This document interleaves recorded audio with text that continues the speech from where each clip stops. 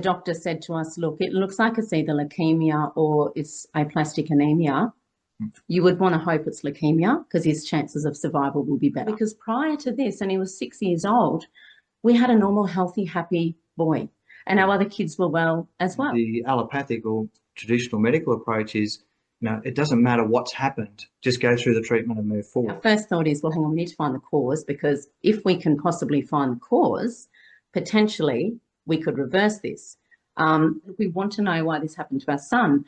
And they kept just reinforcing, listen, those parents who do best, just move forward with the treatment, just move forward. The sooner we start, the sooner we finish. And we said, well, we're concerned how we're going to finish. And they're like, just move forward. These words will always ring with me. Listen, you might be Darcy's mother. I am his doctor. What I say goes. If you don't get on board with what we're doing here, you leave me no choice but to get child services involved. We're going to get them in here. They're going to remove Darcy from you, and he's going to go through the treatment without you. Now, is that what you want? And I remember just sitting, just gobsmacked that someone who doesn't even know our child, who, I'm sorry, but was also a very unhealthy person, just making these claims of, we're going to take over the care of your child because we can, because we wear a white coat. And I think I just was sitting there crying. So things had become ugly now. He started the drug treatment. Things went from bad to worse. The massive amounts of steroids absolutely blew his body up, his face, his whole body. He actually became quite unrecognisable. Start to go, push him around in a wheelchair. Yeah, that it was degrading his bones, and yeah, he could no longer walk. His liver and his kidney were becoming over toxic from the drugs. His skin was peeling off, remember, from the antifungals, the cyclosporin. He was growing hair on his face and his ears and on his back from these drugs. He was constantly nauseous and vomiting. It was just horrific. And during this time that this is happening, we're staying in the hospital and he's constantly getting infections and fevers because they've completely obliterated his immune system. And, you would just be hoping you would make it through the night and he would still be alive the next morning, because they're just throwing more and more and more antibiotics at him. We read thousands and thousands of research papers. They were very long, late nights, a lot of stress, a lot of worry to try and find answers, because we knew if we didn't find answers, our son was going to die. We did end up finding what we believe was the cause. So yeah, Darcy got better. He got better. So that's great. And we we got our lives back. And then several months later, we had a call out of the blue from the haematologist in Sydney, and she said, "Well, I've got this other patient, and we're at the end of the line for any treatment we have to offer for him. Could you share some of what you've done with Hannah, who's on our website?" And so we did, and so we didn't make any promises or guarantees. So I said, look, we can only share what we've done and see what happens. It was only baby steps, and we implanted. She was great actually, because she was on the same wavelength, and we had that same mentality about what needs to be done. We're going to do it. We do that for our kids. She was so willing, and she did everything to the T. Yeah, he was good, and came good again as well. Yeah, and I think he's now 15 as well, 15 or 16. Yeah, and then that was part one. On that note, it's important to appreciate that in Australia, there is no moral, ethical, or legal reason or obligation for a medical doctor to tell you that there's a cure for a disease when one exists. There isn't. So you might think, well, hang on. And I hear this all the time, people will say, well, if there was a cure, my doctor would know, because they're a specialist in that, they would know. Doesn't matter if they know or not, they do not have to share that information with you. So if they've had a patient with MS or motor neurone or aplastic anemia and they have recovered themselves, they've reversed it themselves, they do not need to share that with the next person that comes in. They're under absolutely no obligation. So they may be the nicest person that ever walked on planet Earth, but they don't have to do that. And for their own self-preservation and for their own career, chances are they won't. Unfortunately, it takes many people really life-changing decisions, like you're going to die of bone marrow failure before you'll actually upend your life. Don't get to the point where we were with Darcy, and you're dealing with a system and they are costing you time and money and energy and emotions and all of that grief. We've lost years with our family with that. You know, don't get to that point.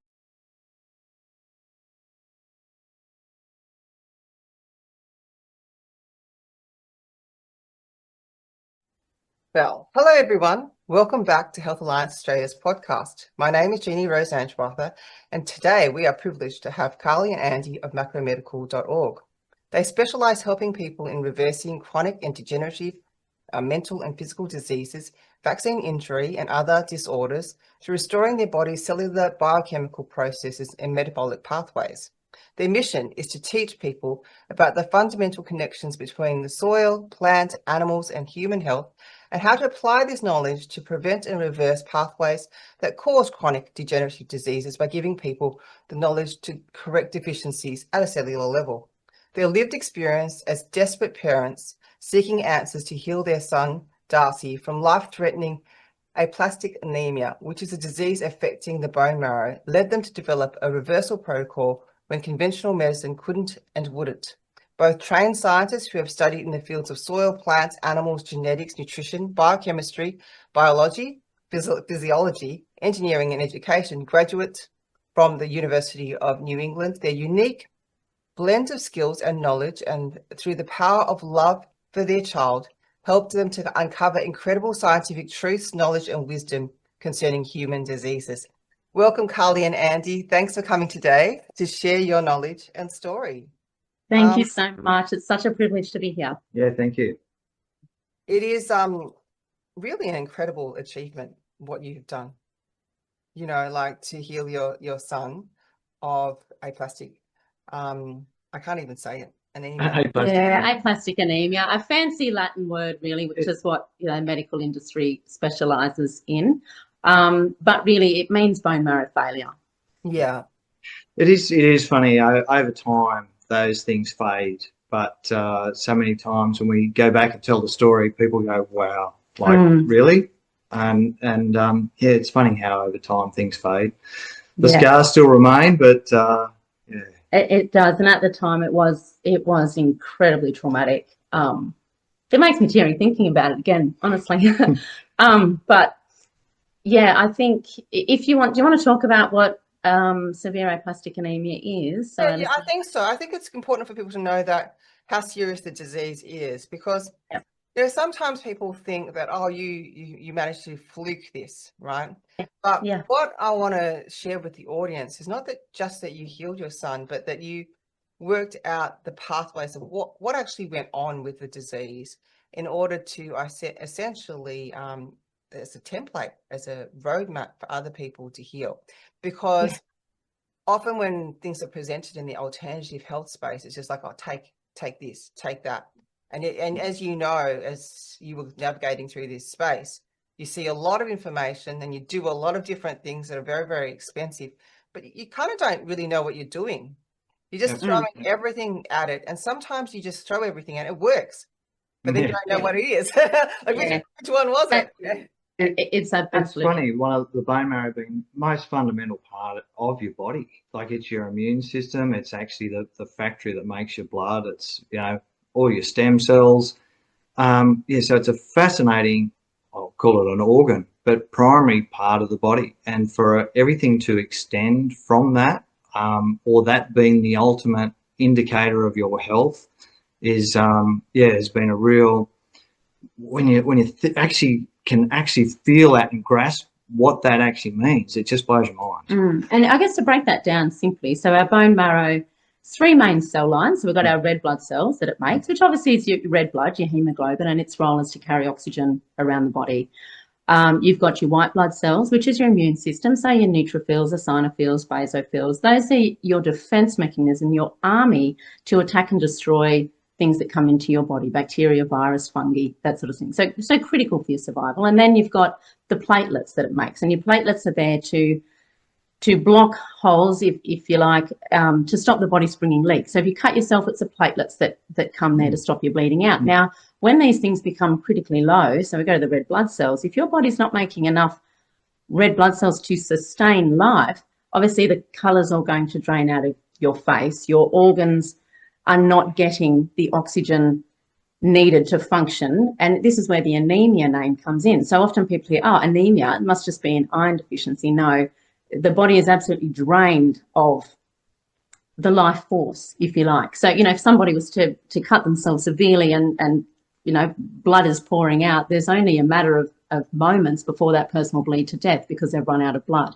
So once the bone marrow has failed and it's not making that blood, your body starts to shut down, and it can shut down quite quickly. The platelets, when they get to a critical level, the body can actually start to have spontaneous bleeds, spontaneous brain bleeds, for example, which will kill you. And your immune system shuts down to such a point that the basic common cold or a little infection in your finger can kill you. So on these 3 levels, this is why it's such a fatal and critical illness. Wow. And so your son so basically you're telling me that his bone marrow failed to produce all those 3 elements. All of those 3 lines. And so that's the fancy name for that. They call it pancytopenia, where all 3 cell lines are down. And because they were all down to such critically low levels, it falls into that bracket of severe aplastic anemia. Now, once you're at that point, and anybody can go and Google that, if you look up severe aplastic anemia, the conventional wisdom that you're told is that without a bone marrow transplant, your child will die. Wow. So that must have been quite shocking to hear that. I mean, obviously you were parents that, you lived well. I assume that there was nothing wrong with your son prior that would expect he'd be it's the worst thing to be pulled apart or pulled aside and fall apart. Yeah. When a doctor says, like, go and spend time with your son, the chances are of him making it through to morning time are very slim. It'll either do 2 things. You'll either rally or you'll fall apart. I think we did a bit of both. But we realised, and look, when we first got into the hospital with this, and are looking at the blood tests initially, the doctor said to us, look, it looks like it's either leukemia or it's aplastic anemia. You would want to hope it's leukemia because his chances of survival will be better. Now, when we heard that, and that was one of my worst fears that I'd had as a mother with our kids, that, what if they ever got cancer? What if they got leukemia? Those things go through your head. And here it was now a nightmare. And prior to that, we live out of town. We're growing our own organic food. The children, were natural births and fully breastfed. And when this happened, our closest friends were saying, how could this happen? You guys are so healthy. And we questioned that as well. What have we done so wrong? Because prior to this, and he was 6 years old, we had a normal, healthy, happy boy. And our other kids were well as well. And we were well. So it seemed such a random, what? Yeah, what has happened? And that led us down that what has happened, because something's happened and we want to know what that was. The science method, there's cause and effect. And in our mind, it's just, it's surely there's something we've done or it can be undone. And it's sort of funny, the allopathic or traditional medical approach is, it doesn't matter what's happened, just go through the treatment and move forward. And two different completely separate approaches in some respects. The analysing and thinking about what can be done doesn't really seem to be in the hospital's vocabulary, because they don't think that your body can heal itself. And their traditional response is, well, if you knew what you were doing or your body knew what it was doing, you wouldn't be here. And that's their logic. Really, you are a bag of biochemicals, and when that falls apart, things go wrong, then we need to intervene and do stuff. The body's not intelligent enough to do that. Whereas another way of looking at it is, well, you don't have a headache because you haven't had enough Panadol. Like, where's the cause and where's the effect? And when you pull it apart and you look at, say, something like, even let's take it down to a minute approach. If you have a scratch or minor injury, graze or whatever, the body knows how to rebuild itself, heal itself, and most of the time without a scar. Like, if you just take a moment to think about that, like little concept, how amazing that is at a cellular level, that they all know what to do and do it in a coordinated way that it can repair. Surely, with all of the hype about stem cells, like if you've got a couple of stem cells, you can come back from that, surely. And that's where our thinking went. But if we step back a little bit to the moment where we were at, and they tell us this, our first thought is, well, hang on, we need to find the cause, because if we can possibly find the cause, potentially we could reverse this. Now, before saying that to the medical staff, they were filling us in, and obviously we are in shock, we are in grief, we are, and it's a really hard time to try and make decisions because you're in fear, all of this sort of stuff, and then you're trying to be logical at the same times. But so they said, the first thing is we need to test the other two children. If they are a match for Darcy, and you will want to hope that they are, then he will go to transplant straight away. So they test the other two children. They are a perfect match for each other. They're not a match for Darcy. And at that point, I think I just burst into tears. I thought, well, he's going to die. Our world is falling apart. As it turns out, it was an absolute blessing. It was the best thing that could have ever happened, because had they have been a match, he would have been wheeled off to a transplant. Now, people might think, well, that's okay. At least he's got a transplant option and he could get on with his life. But just to put some context around a bone marrow transplant, it is very intense, it is very aggressive, and the body is then compromised thereafter. It doesn't return him to a state that he was before. So they can... As I said in the opening, the bone marrow is such a fundamental part of your body that when you introduce someone else's bone marrow, it'll make a home in you and then reject your body. It has the capacity to do that. So when we looked into, bone marrow transplants, okay, well, what can go wrong there? Well, first of all, they have to go through a conditioning process, which is a chemotherapy to destroy what remained of his bone marrow. That must be completely wiped out so that it doesn't react with the new bone marrow coming in. So that's a very aggressive process. And sometimes what can happen is it doesn't just destroy the child's bone marrow, but also their heart or their liver or their lungs. So they can pass away during the conditioning process. If they make it through that, then there's a period where they have no immune system at all. That's completely wiped out while you're waiting for the new cells to come in. And again, it could be exposure to a cold, a flu, a simple bacteria. They can die from that.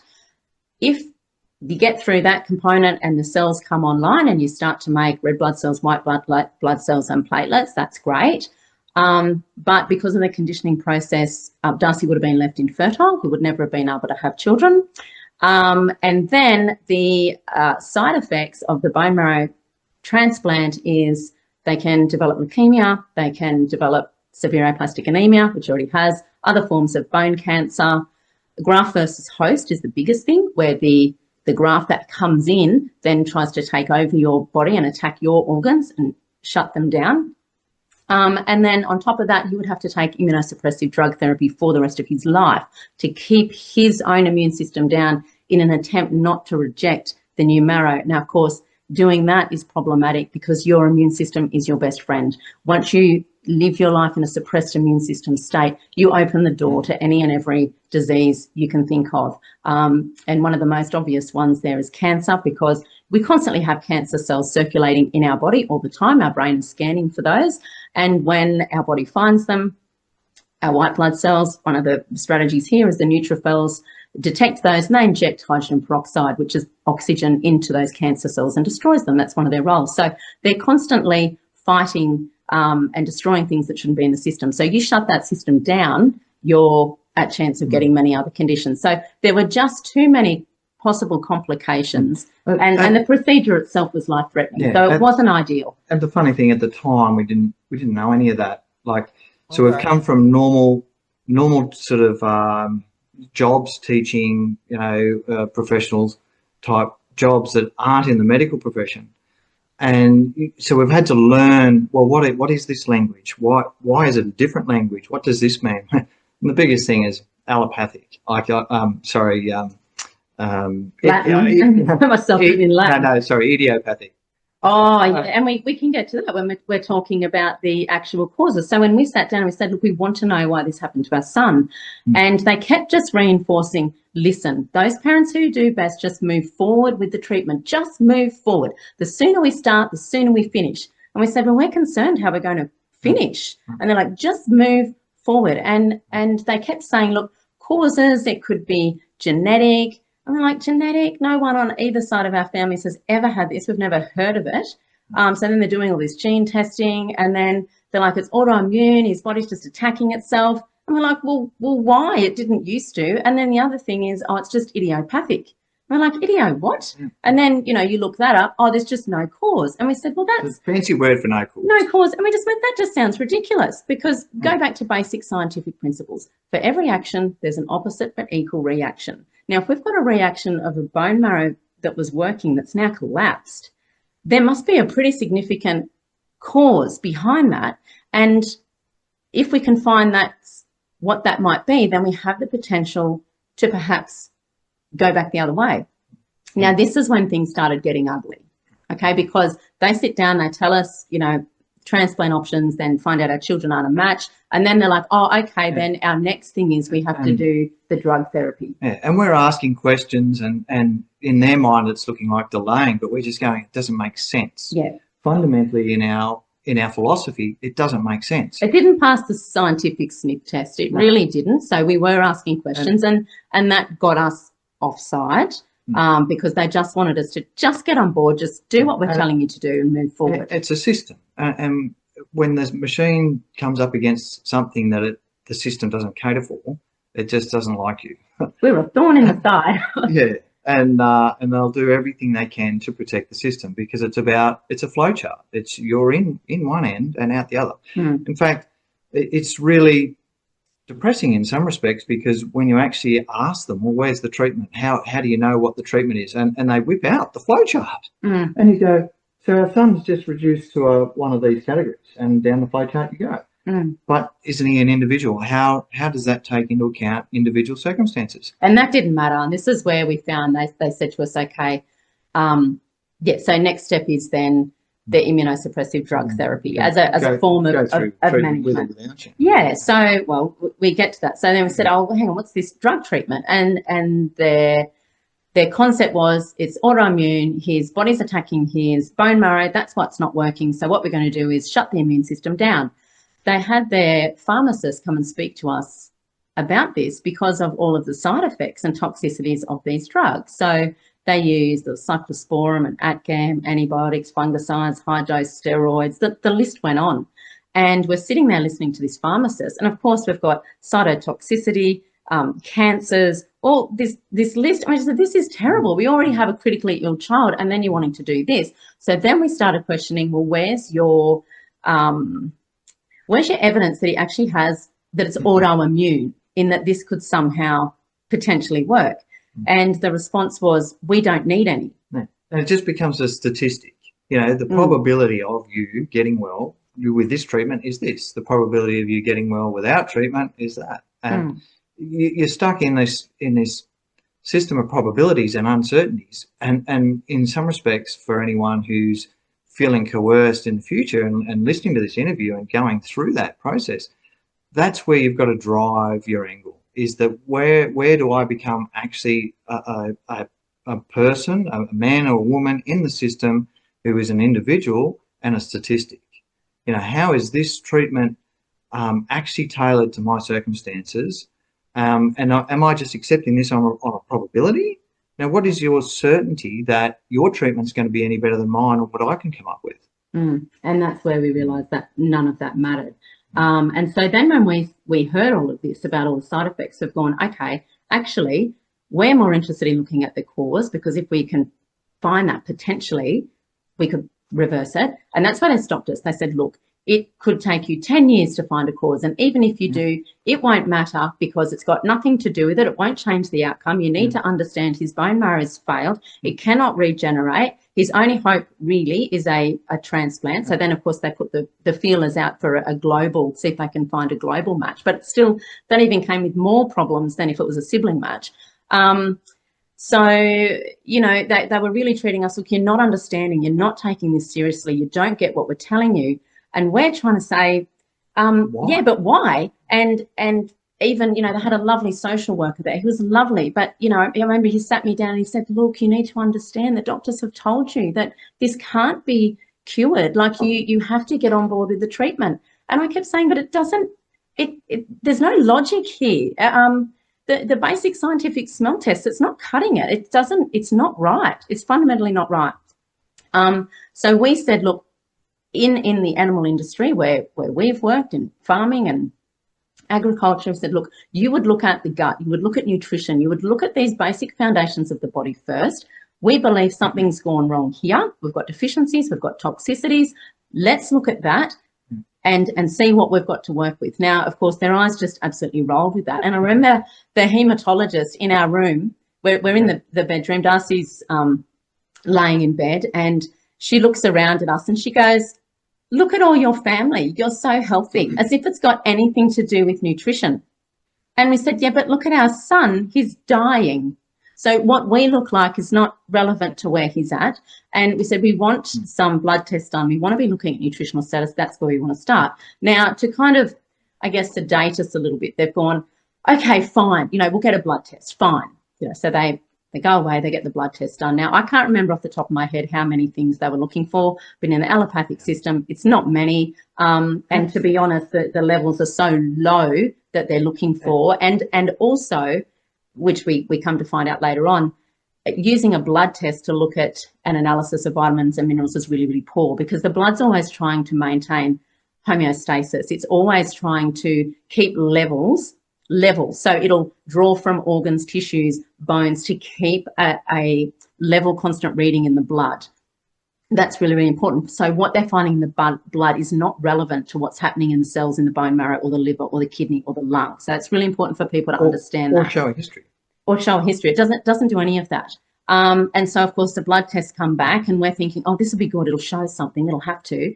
And they come in and they say, yeah, we've got the results back. Everything's in normal range. See, it's got nothing to do with nutrition now. Let's start the treatment now. And we just said, no, like that's not enough. We need to be digging further than that. And this is when I got sat down in a room with the hematologist. Andrew wasn't there at that point. And she said, and these words will always ring with me, listen, you might be Darcy's mother. I am his doctor. What I say goes. If you don't get on board with what we're doing here, you leave me no choice but to get child services involved. We're going to get them in here. They're going to remove Darcy from you, and he's going to go through the treatment without you. Now, is that what you want? And I remember just sitting, just gobsmacked that someone who doesn't even know our child, who, I'm sorry, but was also a very unhealthy person, just making these claims of we're going to take over the care of your child because we can, because we wear a white coat. And I think I just was sitting there crying and thinking, no, I don't want to be crying. This isn't right. I don't want to be reduced to this. But just it was so horribly wrong. And, we didn't know what else to do. We knew that we couldn't have him go through this treatment. He was 6 years old on his own. So, And he's 17 now, right? He's 17 he's now 15. He's now 15. Oh, 15, right.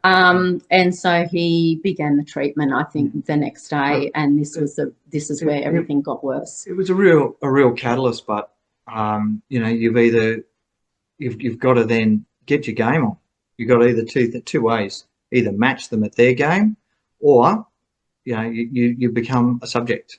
But also in that position, here we are, parents that are just a mess. We've got 3 kids under our feet there. We're trying to figure out how we keep Darcy alive. We're trying to, fight the system, so to speak. We're trying to now going down all these research holes, trying to find there must be other ways. And actually one of the first things the hematologist said to me when they gave him his diagnosis is, whatever you do, don't get on social media and don't start researching about this and getting on blogs. Well, she didn't know me very well, because absolutely the first thing I was going to be doing was researching, and no, not on Facebook and not on blogs, but, diving into many, many research papers. And most of what we looked at that was most useful was in veterinary science, looking at sheep, cattle, pigs. And the reason why is because there's so much more information that's honest in those industries. And because we're looking at farming and productivity and fertility rates and health in the animal industry, they're looking at gut and they're looking at nutrition. Okay, they are not spending $1 million on transplants for their prize bulls. They're not going to do that. They use nutrition. So this is where a lot of our information came from. Yeah, classic, really inspiring one was vitamin E deficiency in pigs as a research paper. And you go, oh, well, how important is vitamin E? And yeah, well, actually, if you remove it from the diet, it'll actually cause aplastic anemia.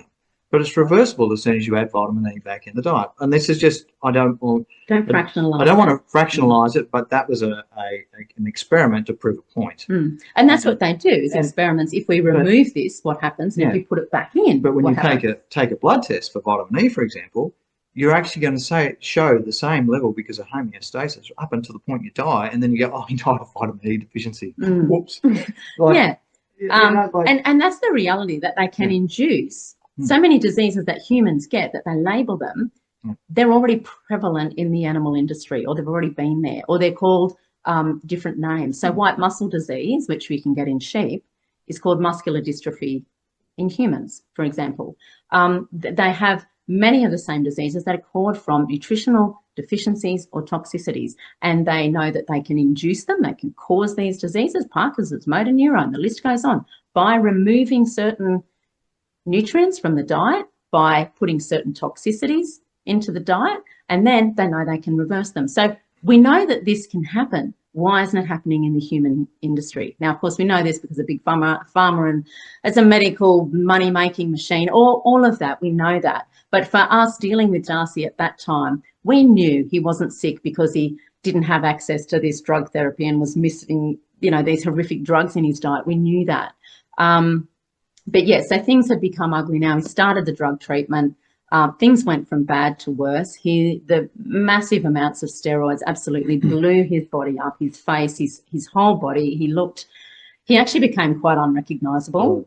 Start to go, push him around in a wheelchair. Yeah, that it was degrading his bones, and he could no longer walk. His liver and his kidney were becoming over toxic from the drugs. His skin was peeling off, remember, from the antifungals, the cyclosporin. He was growing hair on his face and his ears and on his back from these drugs. He was constantly nauseous and vomiting. It was just horrific. And during this time that this is happening, we're staying in the hospital and he's constantly getting infections and fevers because they've completely obliterated his immune system. And, you would just be hoping you would make it through the night and he would still be alive the next morning, because they're just throwing more and more and more antibiotics at him.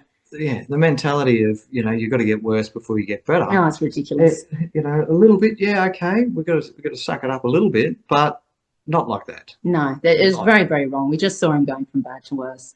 And it got to a point, it was about 5-6 months in, where, they wouldn't even share blood tests with us. You don't need to see that. That's for the doctor. I said, I absolutely do. And actually, I got a nurse to print out a blood test for me, and I'm glad I did. She ended up getting scolded by the doctor for doing that, but we were able to look at his levels in his kidney that were showing absolute distress, that were very, very elevated. And we said, you cannot continue to keep him on this drug regime. His kidneys are now starting to fail, and he's going to need a kidney transplant and a bone marrow transplant. He's not going to survive. And that's when that treatment stopped. Even they knew they couldn't continue on. Now, at that point, they had nothing else. During the months that was happening, we were busy researching. Yeah, just on that, for anybody watching, and thanks to COVID, healthcare charter rights, stand on it. They're your rights, they're your results. You have a right to blood test reports, absolutely. But part of that was about them keeping that information away from us so that we weren't questioning. And actually, when these levels were showing that his kidneys were failing and we spoke to them about it, they said, he just needs to drink more water to just flush the drugs through. Have him drink 7 litres of water a day. Now, at this point, Darcy's 7, he's nauseous, he's vomiting, rocking backwards and forwards half the day, and they're wanting him to drink 7 litres of water. The stupidity of it was incredible. Yeah, to flush out the drugs that are supposed to be doing the work. Yeah. Which, so sadly, not only did his body just fall apart, but there was no improvement in any of the bone marrow function. That basically led them to, okay, well, he may as well go home. There's nothing more we have for him. Well, we were then said, well, next step's transplant. Got a match. This was a match globally, so they found somebody overseas. Yeah. And so then we went down and investigated a transplant as an option, and that's when we found out the statistics about transplants and the actual process. And meanwhile, we're doing all the research and trying to get our head around what, causes, effects, processes. How is the chemistry working? Why is it not working? Why the fuss about stem cells and yet his aren't working? We've got a whole big science industry just falling over each other for stem cell injections and, the miracle cells that can convert to anything and all this sort of stuff. And the body has so much redundancy. When you do that research, you can see why, even just when hemopathic stem cells take a big knock, stomal stem cells can switch. That's the ones that usually produce bone and cartilage, can actually start producing the hemopathic stem cell lines. Fascinating stuff. Which brings us to, the intelligence in the human intelligence body. is... So for us, the transplant, they'd found someone that's still in the background, but for us, it was like until we turn over every stone and know that there's absolutely no possible way on this planet that we can reverse this, would we even consider the transplant as an option? So that led us to keep looking for answers. Now, we did end up finding what we believe was the cause. So we settled on a pretty strong hypothesis. And our hypothesis was that prior to this, Darcy had a skin infection, and we had been given Chlorsic, which is your topical antibiotic cream. You can just get it over the counter now, but he was given it to us by a doctor for this skin infection. The active ingredient's chloromephanicol. The active ingredient is chloromephanicol. Now, the reason this matters is because when we started digging into this, because we're like, there must be something he's been exposed to and something he had, and this was the only thing. So we start going down that road, and chloromephanicol was used back in the 70s. I think it was roughly. I can't remember the years exactly, but if someone came into a hospital with, a raging life-threatening bacterial infection, they would hook them up to an IV bag of chloromephanicol. So it's a synthetic antibiotic, different to penicillin. And this brings us also to the whole field of antibiotics, that they are having to find more and more and create more and more chemistry to try and make antibodies because of antibiotic resistance and their overuse. So he was an example of a synthetic one. Now they found, fabulous, it wipes out the infection. These people got well, they went home. Now they came back weeks, months later with severe aplastic anemia, with bone marrow failure, and they died. So chloromephanicol, not everyone, but some. I don't know how, I can't remember how many, but enough people died that it was banned, as in the IV. The drug itself was still used, and now it's put in Chlorsic. So it's used topically, which people might think, that's better, it's not going straight into the blood. But here's the thing to keep in mind. You put it on the skin, it's designed to move through the skin into the bloodstream. It's transdermal. Now, there is something called a blood-gut axis. We all hear about the gut-brain axis and the interplay between those two things. There is a blood-gut axis. So what goes into the blood will find its way through the gut, through the microbiome, through the large intestine. Now, all of your microbiome in there, you've got bacteria, fungi, protozoa, viruses, you've got parasites, all of these things that live in there. And in a healthy person, they live in a community where each of them keep each other in check, and they are detoxifying the system. They're breaking down hormones. They're making neurotransmitters. They're making short-chain fatty acids to feed your little villi on the inside of your intestine so you can absorb nutrition. They're making vitamins. They have fundamental roles, and also they're bringing nutrition into the blood. They are fundamental. For every microbial cell in our body, there's 10 of those for every human cell. So we are more microbial than we are human, and that microbial community is what sustains our human cellular community. So if you wipe out strains in the gut that are necessary to keep your bone marrow functioning, your bone marrow is going to shut down. And you can apply that to any other part of the body. And it is actually well known with antibiotics that people on long courses over a long time, or sometimes even just specific ones on short courses, do cause organ damage and organ failure. So this is not isolated, it is known. Pharmacists know this. Generally, the community doesn't. Well, there's a warning on the back of the box. So we then found out on the back of Chlorsic, and we had not seen this before. If we had, we wouldn't have used it, a black box warning that says can cause hematological disorders, so disorders of the bone marrow, including severe aplastic anemia. Now, of course, when we found that, and we were never told that, no one ever said anything about that. Just trust the GP. We just trusted what we were given. It must be okay. Yeah. And for a lot of people that use it, it can, in the short term, suppress their bone marrow. So they, if you went and measured their blood count, they might have dropped a little bit, but within a few weeks, they'll bounce back up again, depending on a person's microbiome. And their microbiome is as individual as their fingerprint. And this is where individually must come in to health, because everyone's microbiome is different. And so, Das can be exposed to that, and it's enough to wipe out what's needed in his body to sustain normal bone marrow function. But his sister could have it, and she could bounce back and be absolutely fine. So this is where ultimately the problem came from. Now, fast forward a couple of years later, we worked with another family, a little boy who also had the same condition. He'd been through 4 rounds of the drug therapy. His body was obliterated.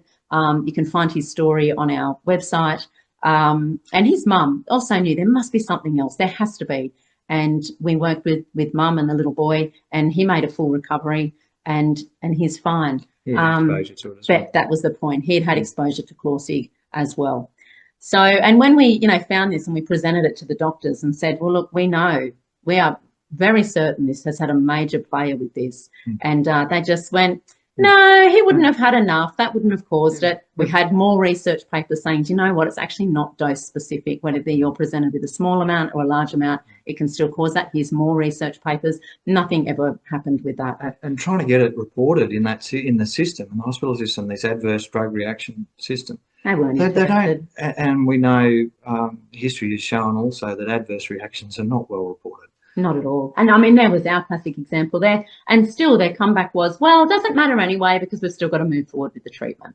Now, it mattered to us because as long as you still have a few healthy cells there in his bone marrow, and he still had a small percentage of function. They weren't all gone. And as long as he had a small percentage of cells there, we had the potential to reverse it. And the reason how this is, if we look at Western medicine, they always work at the level of the organ. So whether it's your eye, your liver, your lung, your kidney, they look at that, they say it's diseased, it's not functioning. Oh, what have we got? Okay, we've got drugs, we can try and manage the pain with that. Or if it's really not functioning, we just take it out and we give you a transplant, or maybe we use radiation. They're always trying to work at the level of the organ. And because that is the level that they work at, they're not getting success. They're getting management, or we'll remove the organ and we'll transplant, but they're not getting actual healing and reversing because you can't at that level. So what you have to do is come back. So our analogy was we come back and we work at the level of the cell, because let's take the bone marrow. It's made of bone marrow cells. So, and to put that in perspective, we've got somewhere between 50 and 100 trillion cells in the human body. And they're so small that you could fit about 200 human cells on the head of a pin. That is how tiny they are. And inside each cell, there are thousands and thousands of compartments that are producing thousands of reactions of every second of every day. It's incredible out of something so very small.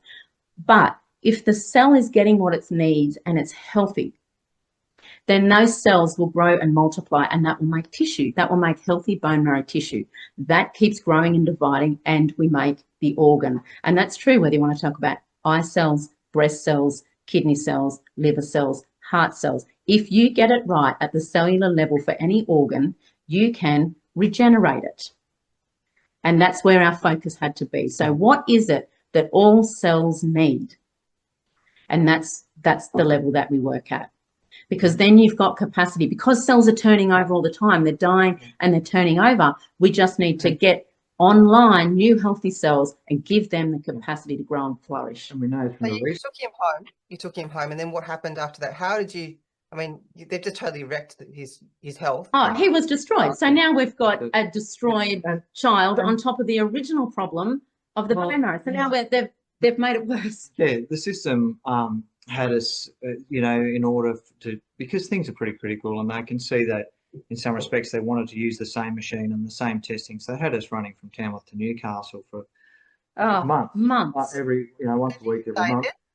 Did you he was an inpatient? He was there all the Oh, time. so he was for the first couple of months. Yeah. And I guess this is important to say. So during this period, because his bone marrow is not working and he needs blood, so he's on blood transfusions, a bag of blood every 7 to 10 days, a bag of blood of platelets every 7 days. So, because then the body just consumes it. It's not making enough, so then you've got to get another bag of blood. So it's bag of blood after bag of blood. Now, that's great in the sense that keeps him alive. But while that's happening, we need to find how to get his bone marrow up and going, because every bag of blood is doing you damage. Number one, you're getting it in from different people, and there can be, you know, immune issues with that, number one. And number two, every time you're putting in a bag of blood, the amount of iron that comes in with each bag is huge. And that iron deposits on the body, in the liver, in the heart, in the spleen, and that iron starts to degrade or oxidize or rot the organs. So then you can end up with iron overload issues and actually die them from the damage from the blood transfusions over time. So there's a window that you have to work with. Yes, transfusions save your life, but they cannot be ongoing because they will end your life. They're not sustainable. They're just a short gap. And in that time, we have to figure out what we're going to do. So, but that was one of the very frustrating things about it. So we're based in Tamworth. He's over at Newcastle. We have a hospital here. We have a good hospital here that can do blood tests, that can do blood transfusions. They had us running from Tamworth back over to Newcastle every week, I think it was, to do a blood test. Yeah. Okay, and this, again, we've got a child who is sick, he's nauseous. 3.5 hours. We're loading him in the car to travel him 3.5 hours one way and then stay the night just to get a blood test to see if he needed a transfusion that week and come back again. We said, we can just do that in Tamworth. Oh, no, you're not. You're going to do it in Newcastle. So this is where this absolutely unnecessary stuff, and we were actually told at John Hunter, oh, you can't get blood transfusions in Tamworth. They can't do that. That's why I have to keep coming back.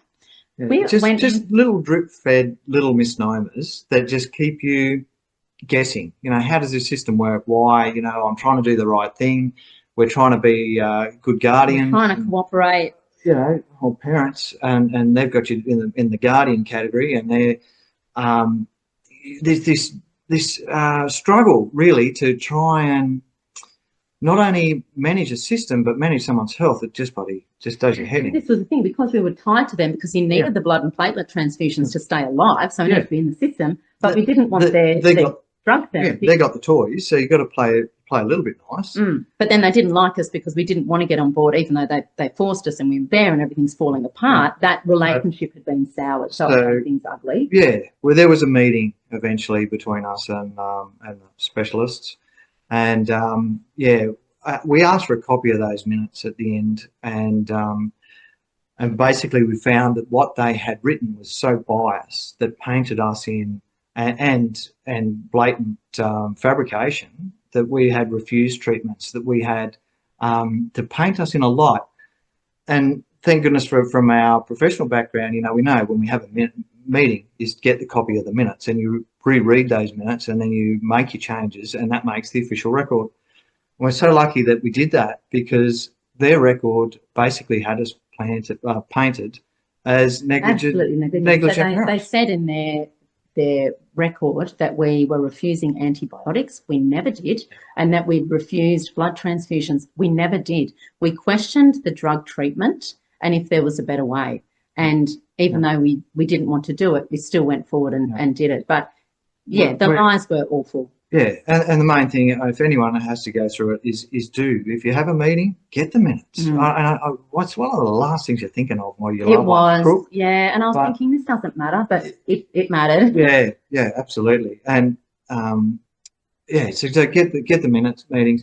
We went back, wrote an official complaint, and said, look, these are so far off the chart. And then next thing it was like, how quickly can we get rid of these couple? And so that's when it was sort of a real gift in some respects that everything sort of fell into place, because we had enough research behind us now and enough thoughts about the processes that we could then ask, well, no, we're going to go for somewhere else and get a second opinion.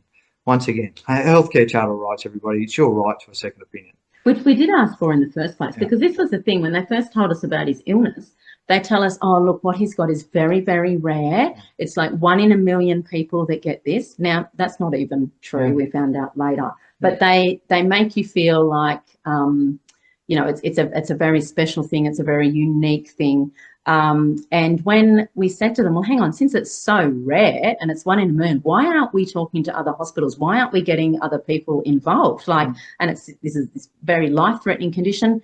And their response was, oh, no, we know what we're doing. We know what the protocol is. Yeah. And, of course, when we look it up, you can just look at the protocol online and it's a flow chart of drug, Next round, drug.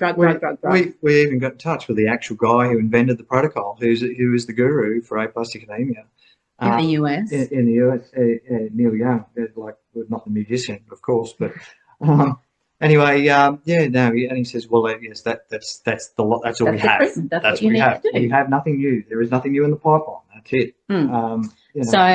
So at home, here we were, and we were employing dietary changes, supplement changes, dealing with the microbiome, we're doing all this, and we're starting to see improvement. So transfusions were being stretched out longer, blood was lasting longer, he was getting more colour in his face, he was getting more energy. The little syncrasies that you see in somebody that, you when you know somebody, you can say, they bounce back. They're feeling off or they're not, you know, the colour on the skin and the way they act. So we were starting to see him come to life again.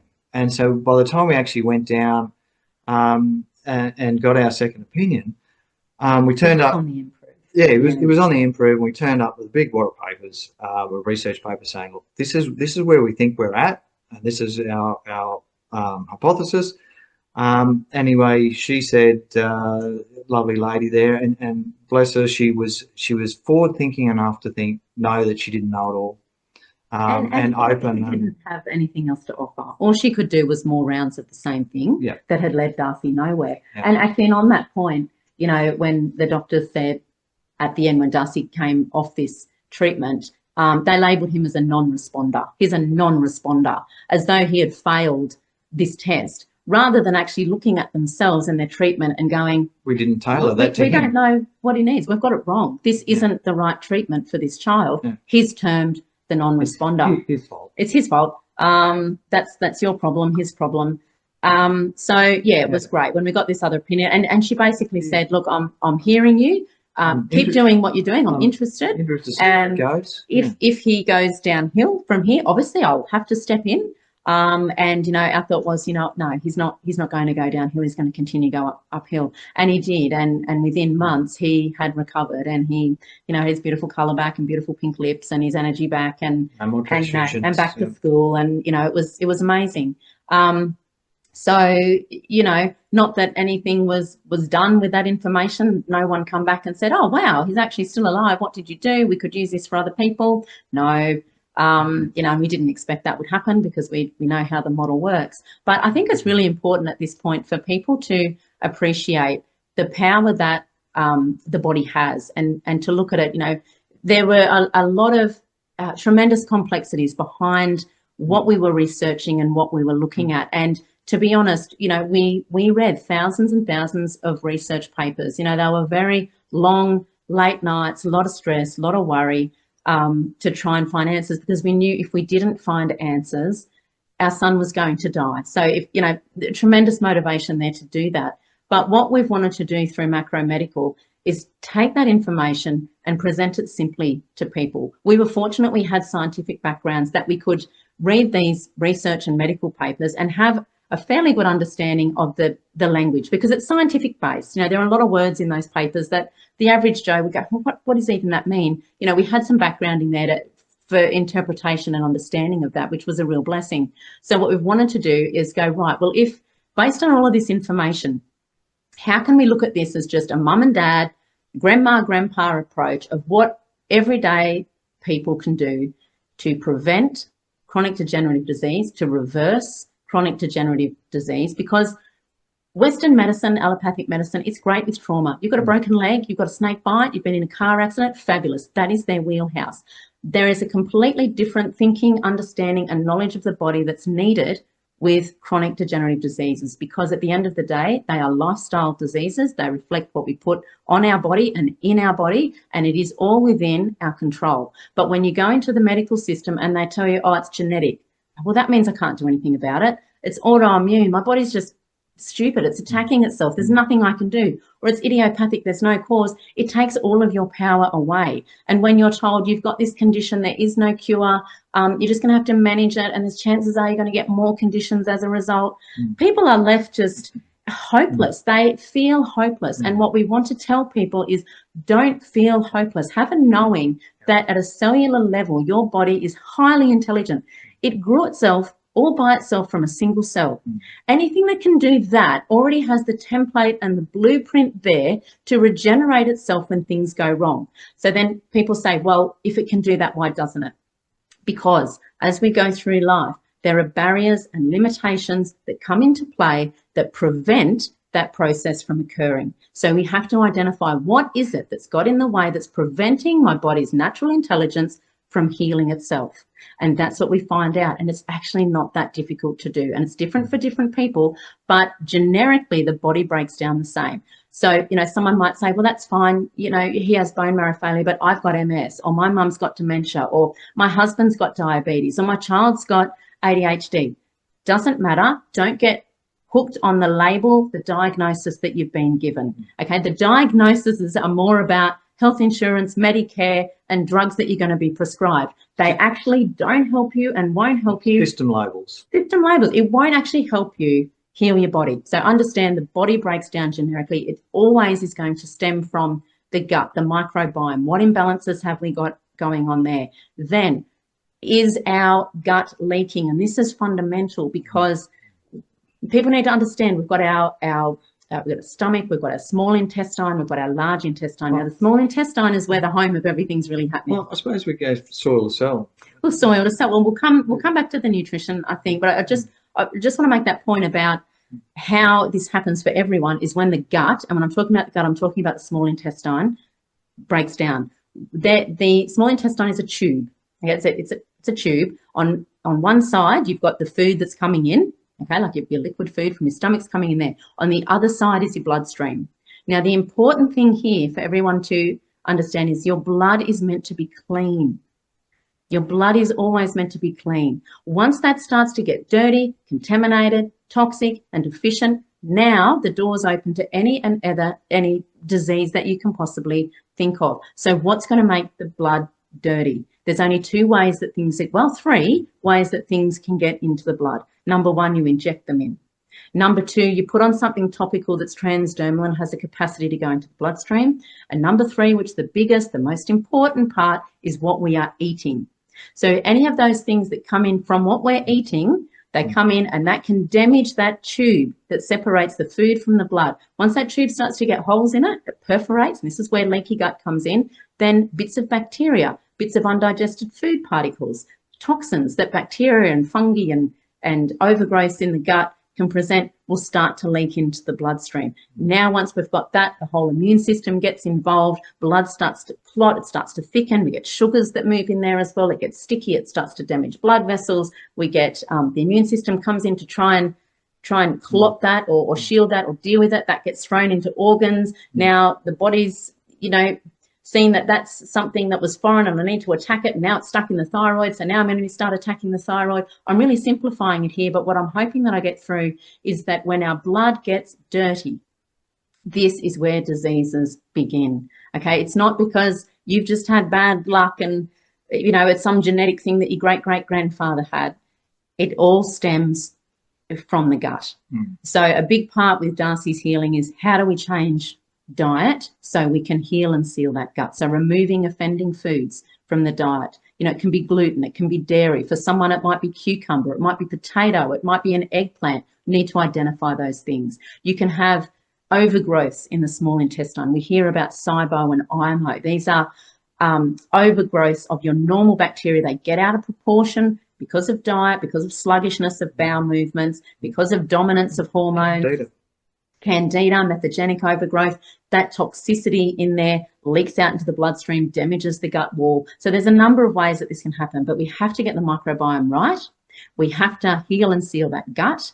And then so we're stopping the flow of toxicity into the blood. Then the last thing we do is start to bring nutrition into the body.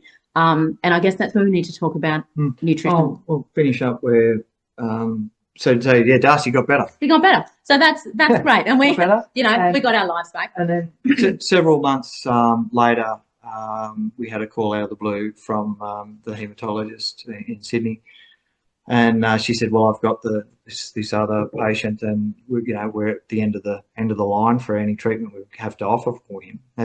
Could you share some of what you've done with Hannah, who's on our website, And so we did. And so We didn't make any promises or Didn't make any guarantees. So I promises said, back look, then. we can only share what we've done Right. and see what happens. was only baby steps, and we implanted. She was great actually, because she was on the same wavelength, and we had that same mentality about what needs to be done. We're going to do it. Mm. You know, we do that for our kids. She was so willing, and she did everything to the T.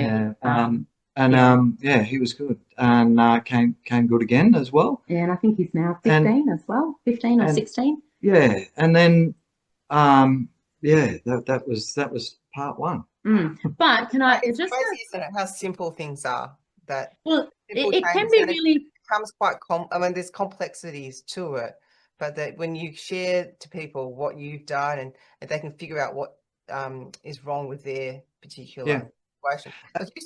Just quickly about the identifying foods. Now, I mean, this is a big sort of topic because everyone's got, you know, there's so many diets out there that everyone is attracted to. So how did you identify the foods that were harming Darcy's gut? Oh, as part of the process of not actually knowing, you start to ask, where is the truth?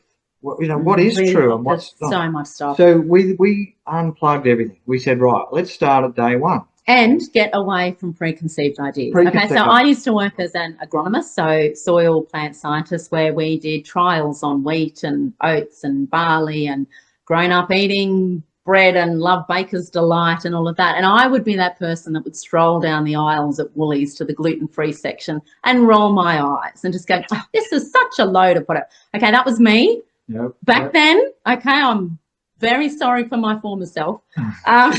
Because so we had to change our thinking as well. Yeah. Well, it's a scientific process, cause and effect. And what is the truth?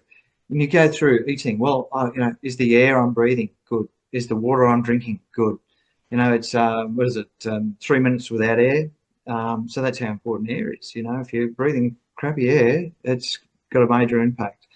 The water you drink. 3 days without water, is the water I'm having any good? And then we start with the food. 3 weeks without food. What food am I putting in my body? And then that's where you start to really unpick it. And so some of the things like vegetable oils. Oh, yeah. But can I just stop on it? Like, the important for people to understand is that your body is a closed system. So if it was well, so this is an important distinction. If you're not born with the condition you're dealing with now, you've acquired it in your life.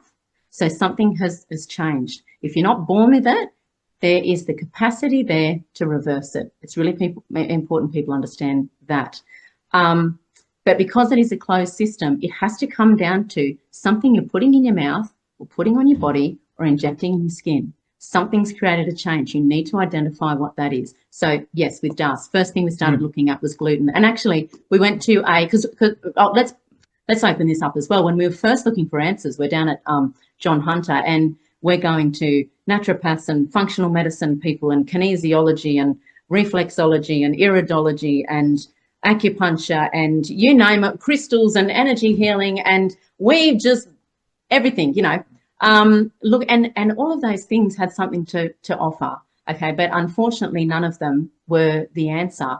And one of the places we went to, she said, oh, look, I'll do a blood test looking for any food things. They do the finger prick and they put it in and test it, and it takes however many minutes.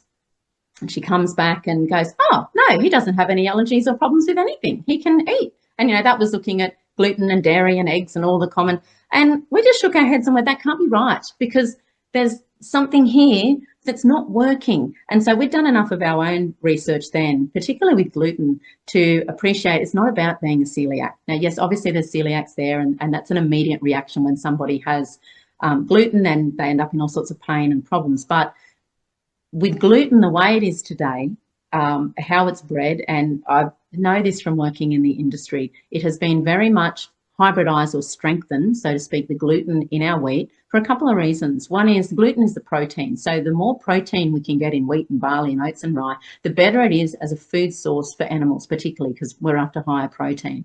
Faster growth. Secondly, the more gluten you've got in your grains, the better they're going to stretch as a dough, because gluten actually comes from glue. It's like a stretchy glue. They're going to be a better product to work with, better pasta. The bread rises better. So there's those benefits to it, and that's what's being done. But no one stopped to say, well, hang on, how does that go if we're making these changes to the human gut?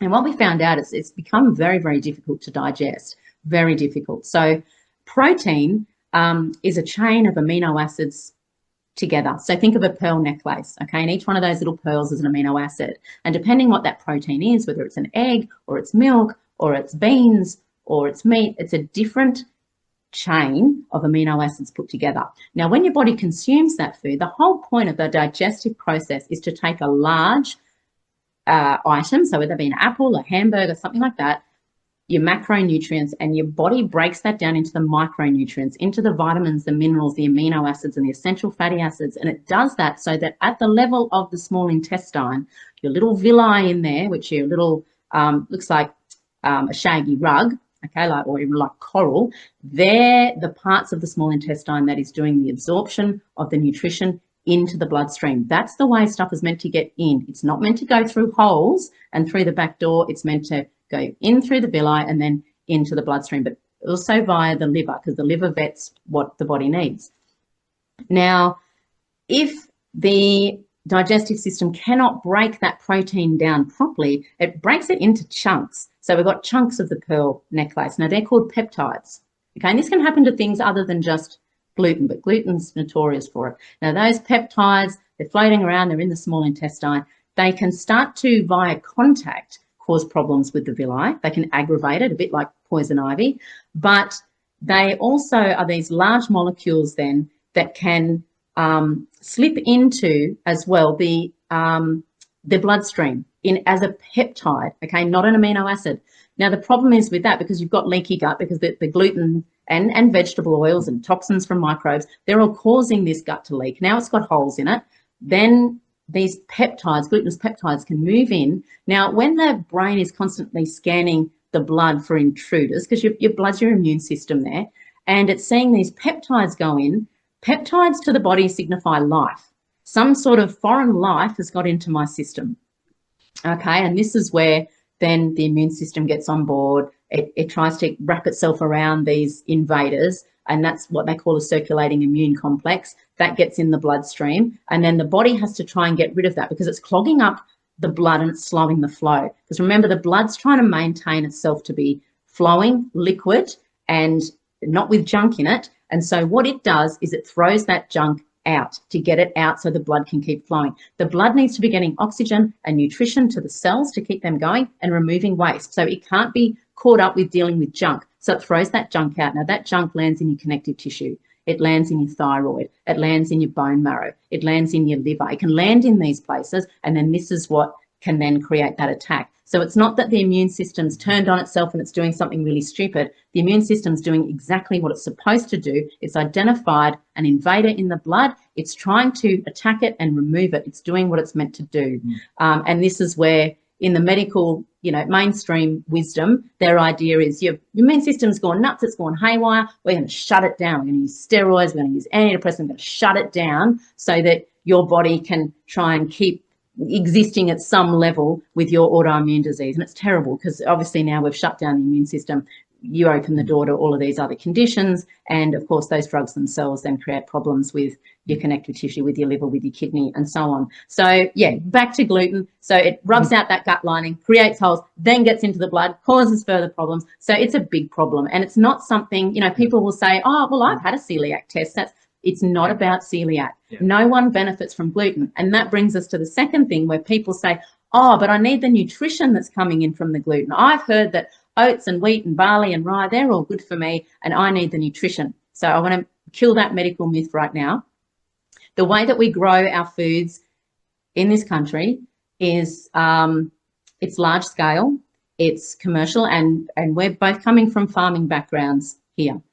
Farmers are not paid for the nutrition in their food. They're paid for weight out the gate, and that's not their fault. That's the way our system is. In order to grow food, now whether we're looking at lucerne or whether we're looking at sunflowers or sorghum or any other crop, what we know with plants is that they can grow, they can seed, they can fruit, be fertilized, all of that on 3 minerals, N, P and K, nitrogen, phosphorus, potassium. They can grow. Now, Would a plant like more minerals than that? Absolutely, because for the purest I add sulfur. But yeah, some people add a bit of sulfur or a bit of zinc. Okay, there'll be a few of those things, but what a plant really needs to flourish is about 60 different minerals in the soil, and that will put the plant medicines in the food. That gives the plant an immune system. Plants have immune systems because as plants are only grown on a few minerals, and they can do that, they are more prone to pest and disease attack. But don't worry, then we've got Big Pharma coming in with the pesticides, the insecticides, the fungicides to help a deplete plant grow and produce. So now when we are consuming these foods, and you can apply this to any crop, we're getting a higher amount of pesticide and chemical on our food than we have the nutrition that's in it. Because the truth is, unless the minerals are in the soil, and the minerals are coming from rocks breaking down, okay? But your rocks are made of minerals, they break down, the minerals float around in the soil. So people can get the picture, is that, you know, to form a seed or to form an animal or whatever it is, you need all these little building blocks, and that's your periodic table. Yeah. Okay, and so you've got to have all of the right number of blocks and the right set of instructions to actually make whatever it is you want to make. And if it's not present, you know, it's amazing the substitution can occur and all these other things, or sometimes it can just cope without, and that's the redundancy of the system. It'll rob Peter to pay Paul to get by. So yeah, you can grow a whole lot of carbohydrate or protein based on only a handful of minerals, but does it mean that it's actually healthy and nutritious? You know, Well, this is it. So this is where it comes to crop on crop on crop on crop. And where are all those crops going? They're going to the centres, urban centres. And where is that then going? Well, it ends up being flushed out to the ocean. So yeah, every time a crop is grown, and so soils that will have had more nutrients in them in the beginning, more minerals, each harvest that occurs, and that's taken away, those minerals are leaving the farm.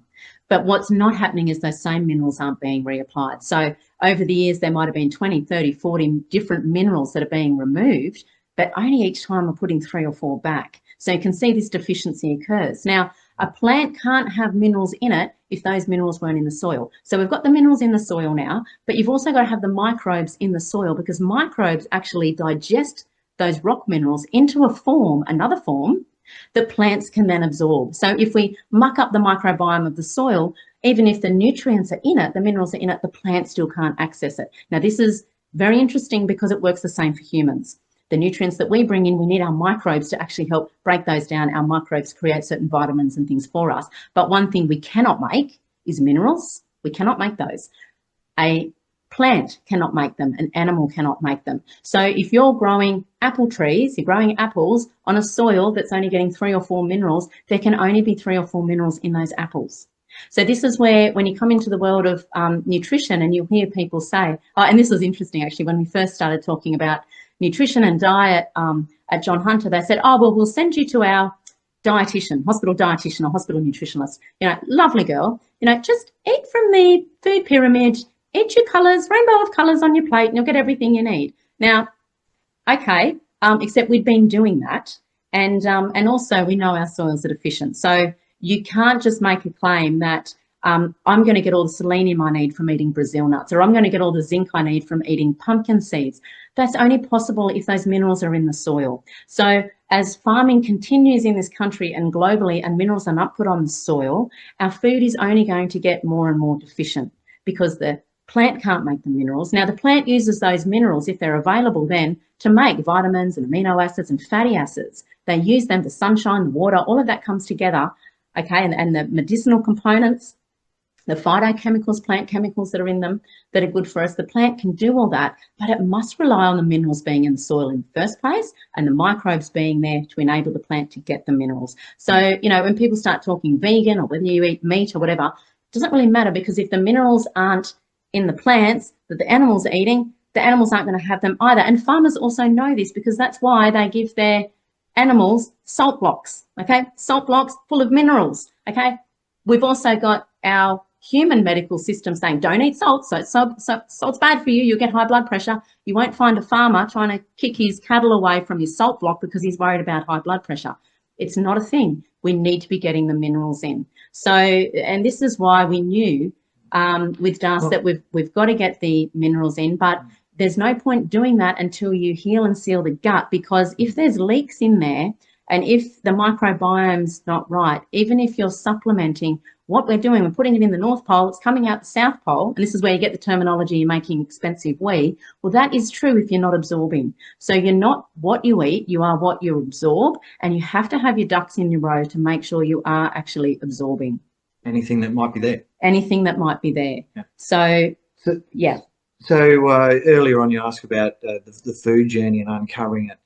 And looking at each individual thing, and so gluten was, that took away the obvious ones. Took away the obvious ones, but things like. So was that intuitively that you decided that, or was there something that you did to uncover to try? Research said, well, that's an obvious it can go, because we know so there's not. And then you took it out, and then you found out that he responded. He could start absorbing. So basically, a trial and error kind of thing. And quite frankly, when the whole family went off it, so many changes, you don't think it's a problem until it goes. And then you go, wow. Oh my gosh, I'm not getting headaches as often. My knees aren't creaking, or I don't feel tired after a meal, or, it is a burden. So it's one of those things that are burden. Yeah. Seed oils. Yeah, so that it becomes a balance. Our whole bodies are in a balance. And the world's in a balance, summer, winter, the whole thing. And we have so many things loaded on our bodies that are dragging us back. So it was identifying those burdens, really. What are the things that are burdening? And what are those things that are actually building and a benefit, and what are those things that are detrimental?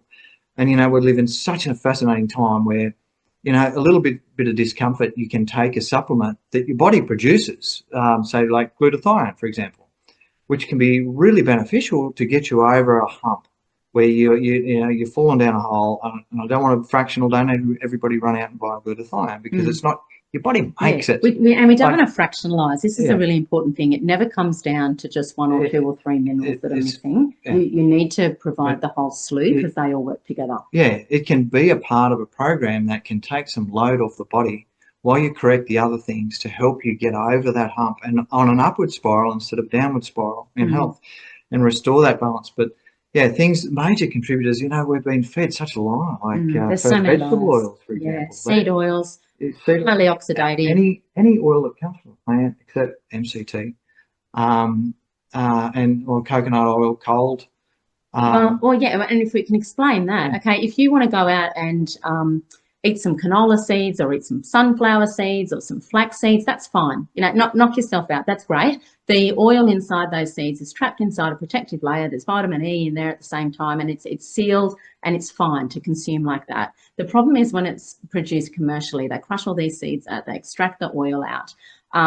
It starts to go rancid. It starts to go rancid really, really quickly. So they deodorize it, they bleach it, they heat it up to really high temperatures. Any nutritional value in that oil is destroyed, and now it actually becomes something that will burden your body. Then it's put into a jar. The jar or the bottle has oxygen in it, so it continues to oxidize. So by the time you're consuming that, you're actually consuming a product that has already oxidized itself and can only come in and further oxidize, which just means, oxidize just means it's going to damage your cells. Anything that's going to damage your cells is going to lead to disease. So in the gut lining, where it's first coming into, it starts rubbing out your gut lining, rubbing out those villi, causing holes and leaks in the gut. So what are you going to do instead? You're going to be using tallow. You're going to be using lard. Go back to the stable, hard fats, because there's a whole chemistry behind fats. And we've been lied to. We've been led to believe, butter and lard and all that. High cholesterol, they give you heart disease, clog your arteries. Absolute lie. There's a really good documentary about the vegetable oil thing. I can't remember the name of it, but we'll try and post it later. But so that's an obvious one. So we've got gluten, we've got vegetable oils, we've got sugar. Sugar is so problematic. It's going to feed bacterial overgrowth. Sugar causes something called glycation, which means that when it then gets, so that the whole idea is that when sugar comes into your system, yes, our body uses sugar to run on, but it can only use it 1 teaspoon at a time is what it can deal with. 1 teaspoon at a time. Okay, because when that comes in, the body goes, yep, there's sugar in here. Pancreas needs to produce insulin. The idea of insulin is to get sugar out of the blood and get it into cells, okay, and store it away. Now, why is it in such a hurry to get sugar out of the blood? Because sugar in the blood, sugar reacts with your blood vessels. It reacts with proteins, and it causes damage. It causes tears. If you look at, take a marshmallow, there's some solid sugar. Put it in a fire, and what does it do? It explodes. It's so high energy. Now that exploding and that damage occurs inside your blood vessels. Now oils will do the same thing. Seed oils will also cause this, cause that damage in the blood vessels. Now once you've got tears and damage in your blood vessels, this is where your body is incredibly wise. It says, I can't have tears in my blood vessels or I'll spring a leak and bleed out. So it gets cholesterol, it combines it with calcium, it makes a grout, and it sticks that over those tears in your blood vessels to keep you alive so you can keep going. This is how we get these deposits in our arteries. It's not because cholesterol is a bad thing. The cholesterol is a growth and repair molecule. It's actually saved your life. So if you're looking at, worried about cholesterol and being in your arteries, then you've got to look at how am I and what is damaging my arteries that my body's having to do that to repair. It's the Band-Aid. It's not the criminal. Cholesterol is another one of those things it's so demonized, but your brain's made of cholesterol. Or your hormones are cholesterol.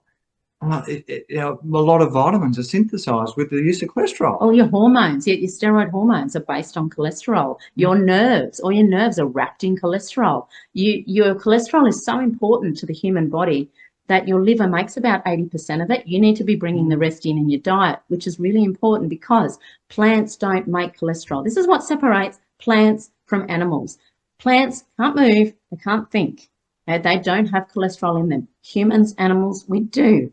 It's a really important part of us. So if you're, and this is how seed oils have been marketed to us as, oh, it's a good oil because there's no cholesterol in it. There can't be cholesterol because it comes from a plant. Okay, so we're being led to believe cholesterol is bad, plant oils are great. No, disaster. You want cholesterol or you are going to end up with cognitive issues. You're going to end up with things like Parkinson's, motor neurone, MS, sexual dysfunction issues, infertility, all of this. Cholesterol is absolutely important. But yeah, so sugar, it causes these damages. So, if someone downs a can of Coke, there's about 14 teaspoons of sugar in there. Your body has to try and deal with the toxicity of that. And eventually, it goes into the bloodstream, the blood becomes sticky, it becomes dirty, it starts to clog up filters, it damages the tiny little blood vessels going into the kidneys, it damages the tiny little blood vessels in your eyes. This is where, your eyes start to degrade. What sort of resources is your body going to do? Like It's got to divert resources to a mop-up exercise now from a toxic event versus growth, repair and renewal. So you've got to restore that balance, and particularly if you're recovering from a chronic disease like bone marrow failure, you've got to be on it because the resources that you have are very limited. And even a healthy individual, for the marvel of biochemical reactions that are actually occurring every second within each one of our cells is massive, and each one of those doesn't happen without resources. And if you're diverting resources to a mop-up because you've gone and had a big binge, you're going to pay for it. And we've got to get back to balance. And particularly with Das too, because of the immune system being low and then his body was at a very high risk of infections, sugar's just going to feed. Bacteria love sugar. And as we know, cancer cells love sugar. So, we need to get that out. But it's not just sugar. It's important people appreciate that any carbohydrate, if we're looking at rice, we're looking at pastas, we're looking at bread. When you eat those things, your body doesn't know whether you've had a piece of bread or a can of Coke. It's all going to break down to sugar, and your body has to deal with that. So sugar was a big one that had to come out. But there's simple things. Even the timing, timing of when you eat, it plays such a significant role. And we know this stuff innately, but we don't actually apply it. So like breakfast, when you break that up, that word itself is break fast. You have a mini fast every night, and it's so important. You want to get rid of your carbohydrates and consuming carbohydrates early in the afternoon and just have light dinners, fats and proteins, so that you can, stimulate all of these biochemical processes that basically repair and renew overnight. And they play such a critical role that it's when you get the system right and you start doing things how they're supposed to be done, you'll start to see the results. And I guess that's it. In terms of diet fads, vegan, vegetarian, paleo, keto, all of that, we didn't get caught up in that. It's really about quality food. So we're going to have beef, grass-fed beef. We're going to have eggs. They're eggs that come from our chooks that eat, they get out and eat snails and eat silver beet and lettuce and things like that. Variety. It's about the quality of the food that's going in and making sure that you're not reacting to that food. And you can do things like keep a food diary. You can do a pulse test. There's simple things that you can do at home. You don't need to go away and get blood tests done and see, do I react to this or that? They're not that accurate. You're better off using your body as the test. You can do a fast for a day if you like, and that increases sensitivity. And then you can start to bring foods in one at a time and test them. And you will notice, do I get gas, bloating, pain, reflux? Start being a detective with yourself about this food. Your body has the answers for you. You can do the test, or you can do a pulse test. There are simple ways to do these. So these are the things we explain the pulse test to people. Yeah, so the pulse test, a really simple thing you can do. So our advice would be, don't eat for a few hours. The longer the better, because it'll become more sensitive. And what you do is you take your pulse rate, however many beats over a minute. So say it's 70 beats per minute, you write that down. Now, then you're going to consume a food that you think could be problematic. And people will have a hunch, is this good for me or not? You might do cow's milk, you might do a cucumber, whatever it is, one thing. Present the food challenge. Present the food challenge. Now, consume that food. 15 minutes later, take your pulse test again. Now, don't go out running around and all of that. You're going to be sitting down, okay, because you want to make sure the only variable here is what you've eaten. 15 minutes later, take your pulse, see where it's at. Now, it might be at 75. Your pulse rate's always going to go up a little bit because your body's now doing work to process this. So we expect to see an increase. 15 minutes later, do it again, and 15 minutes later, do it again. Okay. Now, if at any time in those 15-minute blocks, you see an increase of over 10 points, that means there's an issue, because what it's done, it's the body's having a reaction to that. The heart rate has gone up. It's trying to process. You've put a load on the body. You're stressing the system now because of this. So that's a really good, simple guide, but making sure you're staying still, you're not running around, you're not doing other things that are going to affect that. Okay, and then you can try another food. You can try, leave a gap of time. Do another food another day. Don't do things mixed together. You look at one food at one time, and it's a process of elimination. And if you're not sure, repeat it. Repeat it again. I'm doing this with your family and with Darcy. So you obviously worked on Darcy first. This is the priority. Did you find that in your family, different people had different reactions to different foods? And now you've got catered for different diets in the family, or were you fairly the same because you share the same? Well, look, for gluten for me, I was, a bit slow on the uptake, and I was at a meeting one time, and that's right. They had these little beautiful volleyballs, and it was middle of winter, and I thought, how bad can it be? Anyway, and I went on this binge after being gluten-free for so long, and then basically ended up with appendicitis straight out of that event. Like, you just go, wow, like it said, and sometimes, we've got to listen to our bodies in such a way and be quiet and calm and get the little hints. You'll only get told a couple of times, and then you'll get smashed. And that's because, we've been eating it for 40 years at that point. But then once your little villi start to grow back and your microbiome gets up and going and it's happy, and then you've slaughtered it with that. But for other foods, no, look, it's really gluten was the main thing, getting out the veggie oils. There wasn't other individual foods that we had issues with. So we're very fortunate on that. A lot of people get down the track, and I see this a lot, where they say, oh, well, look, I can't have this. It's got histamines. This has got oxalates. This is affecting my sulfur pathway. This is doing... And I appreciate that. I understand that. But all of those things are secondary to the microbiome being off and the gut lining being off. If you come back and correct those things, those other elements will fall into place. Or a very common one is, I've got the MTHFR deficiency, or I've got this genetic problem, or I've got that. It's important people understand about the science of epigenetics. Okay, your genetics, genes will be read or not read based on the environment that your cell is in. So, they've done studies. They've put little cells in petri dishes, and they've surrounded them with deficiencies or toxicities, and they've watched those cells grow and divide and the changes that occur based on the environment that they're in. They take cancer cells. They put them in an environment loaded with nutrients, devoid of any toxicity, and loaded with oxygen. And guess what? Those cells, cancerous cells, revert to normal, healthy cells, because that's all cancer is your cells that have undergone such distress. They've run out of oxygen, they've run out of the nutrition they need, they've been surrounded by toxicity, and boom, normally for a cell, when that happens, and this gets right down to the crux of what we're talking about, and this is the simplicity of it, for a cell to function normally, and it doesn't matter if we're talking about your eye, your skin, your liver, your lung, your bone marrow, their needs are extremely simple. Their needs are oxygen. They must have oxygen. They're actually miniature versions of us. Okay, they've got to have oxygen that they respirate. They're taking oxygen, they're producing carbon dioxide. They need to have nutrition. And we know there's nearly 100 nutrients, vitamins, minerals, amino acids, essential fatty acids that a cell needs to build and grow and repair and function. And when any of those are missing, the system starts to collapse. And then if you add toxicity to that, so this is where you need a clean space, we need clean blood. You add toxicity, we start to get a breakdown of the cell.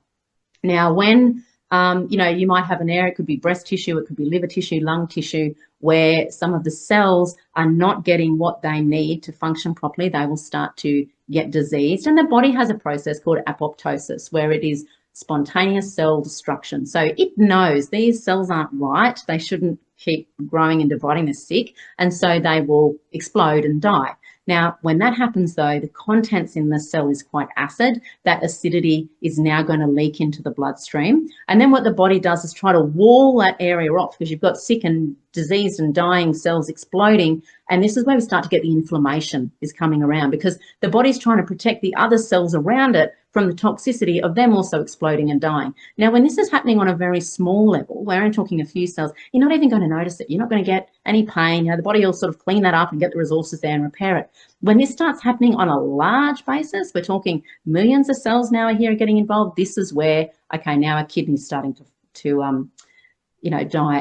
Our bone marrow is starting to shut down. Our eyesight is declining. So that's how it happens. So we've got to go, well, what are we doing that's creating that toxicity? Why is it that our cells aren't getting the oxygen? So, of course, if you've got sticky, dirty blood, the oxygen can't get to where it's supposed to go. And in fact, this is why people's blood pressures increase. Someone gets high blood pressure, it's because your brain is constantly scanning the blood and it's saying, look, these cells, they need oxygen and nutrition and they need them now.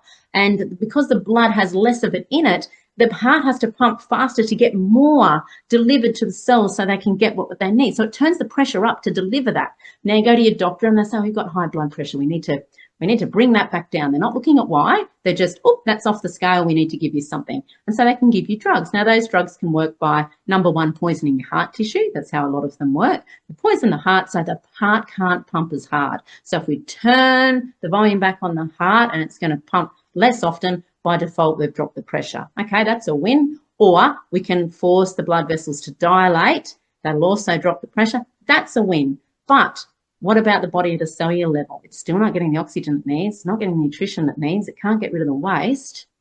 But our blood pressure is fine. So it's overriding what the body's trying to do. It's putting up a red flag to say, look, I need help here.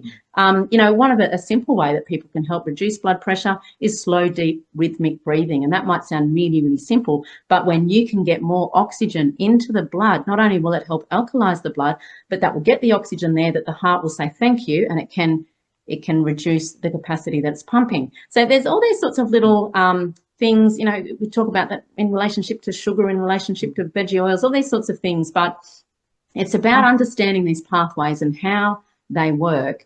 And really, because the body, it's about electricity and it's about plumbing, really, and it's about keep it clean, stop the toxicity coming in. When Darcy was sick, did you give him things like juices to make it easier for him to digest the food? Yeah. Because I think some foods obviously are harder to digest than others, and he was quite weak. I think definitely. I'll just go back to thinking about, well, we settled on with macro medical as a name because it underpins the philosophy, and that's macro means big picture. So once we start to get reductionistic in stuff, and I hated mentioning individual items because that reductionistic approach is a specialist approach, and that's the exact way that the system is operating. And by looking at a specialist approach, you're not saying, well, how's the interactions happening? Even just looking at small intestine issues, the stomach is the precursor to the small intestine. Is it functioning properly? Have we got a proper acid bath going on to help break down proteins and sterilize the gut system? Is the stomach acid low enough? Step one. So we've got so many systems that are interplayed, and looking at that balance, juices and those sorts of things are fantastic, when you're under load. But additionally, you should be able to, in an everyday world, function without relying on having a juicing machine on your kitchen bench. So, when you're in that chronic phase, for sure, we've got to do everything we can. We've got to pull on our supplements. We've got to, and not only look at, what's a recommended daily dose, but what's a therapeutic dose. Because there's a difference. We loaded his body. But with that, you raise a really good point. Every time the body has to digest food, it takes resources away from healing and growth, because the body's energy and resources get diverted to breaking down food, right down to our enzymes that we need to break down fats and carbohydrates and proteins. We need those enzymes. We need that hydrochloric acid in there. If those enzymes don't have to be used to be digesting food, they can be rediverted to make chemistry happen for growth and repair. And this is actually why fasting works so well, because a couple of reasons. Number one, you're diverting energy and enzymes and chemistry to actually growth and healing. You're not having to use that for digesting, but also you're taking out the problems that keep coming in through the mouth into the body. If you stop eating for a while, and people will notice this that have an autoimmune disease, just stop eating for a day and just have water, and you'll see your symptoms reduce, because you're stopping the flow of toxicity. You're stopping feeding the bacterial or fungal overgrowths that are putting toxicity into your system. You're stopping the sugars and the undigested food particles from going in and causing flare-ups. You're shutting that system down for a while, and you're just stopping that inflow of toxicity into the bloodstream, creating problems. Obviously you can't fast forever. So, it's not a solution to it in the long term. And particularly when you're working with children, that wasn't a solution for us to be able to not feed Darcy for days. So the best thing then is, okay, do lots of smoothies. Things like whey protein is fantastic with raw eggs in it. And what else did we have in there? Lots of, we put nutrition into there as well, but smoothies were a great thing just because they're easy to digest. Soups and tailored for blood. Yeah, juices. We had those things. But and then there's the supplements. Not only things like the building blocks. For example, I'll pick on glutathione again. You pick up those. Your body picks up these other building blocks from other things that we should be able to eat and make it ourselves. And then if we have adequate levels of selenium, that rather than that molecule being used and then discarded, is actually reused. So it's systems. When the system starts running, it's like a well-timed car. When the timing's on, it's just magic. I'm just thinking of the Lego analogy that we often use. You go out and buy those Lego sets for the kids, and say it's a Lego motorbike, and you'll open the box up and you've got all the pieces there for the motorbike, and you've got the instruction booklet. Okay, and you can open the instruction booklet, and step by step, that's how we build it, and that's how you'll get your bike. We need to think of the body in a similar way at a cellular level. The Lego pieces are the raw materials. Now, if I was to give you that set, give you the instruction book, give you all the Lego pieces, and then I take half of the Lego pieces away, you can't build that bike.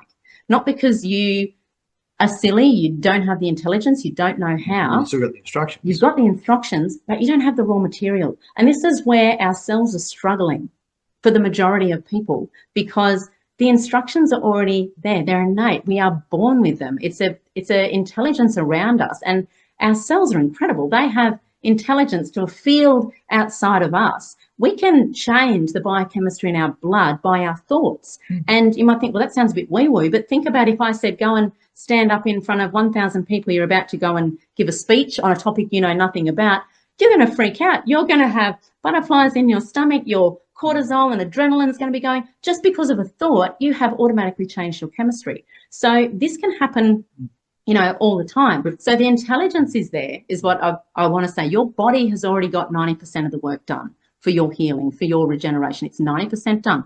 The other 10% is you knowing, I've got to get these burdens off my body. I have to do that.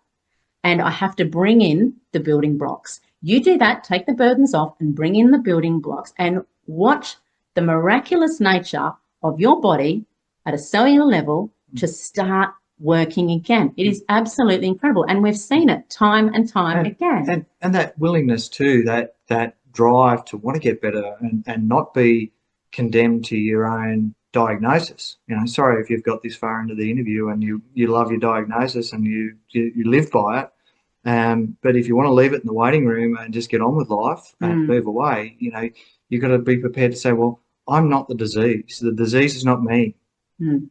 We can part anytime we like. We can part. Anytime. As soon as you make that decision We just and you gotta make the changes. We just got to bring 10% of the effort to the table. You do. And do it on a consistent basis. You know, we've seen people that, oh, I've done this for a week and it hasn't worked.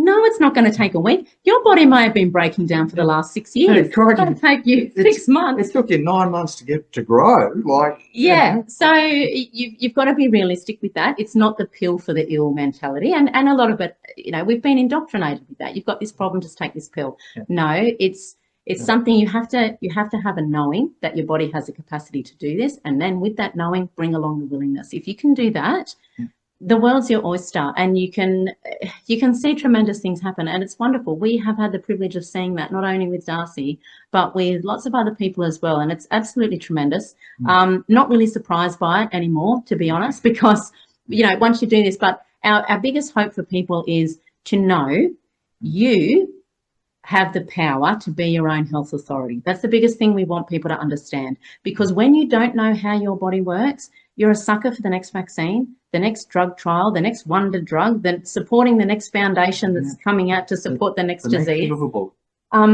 When you realise that it does actually take work, 10%, you've got to bring that.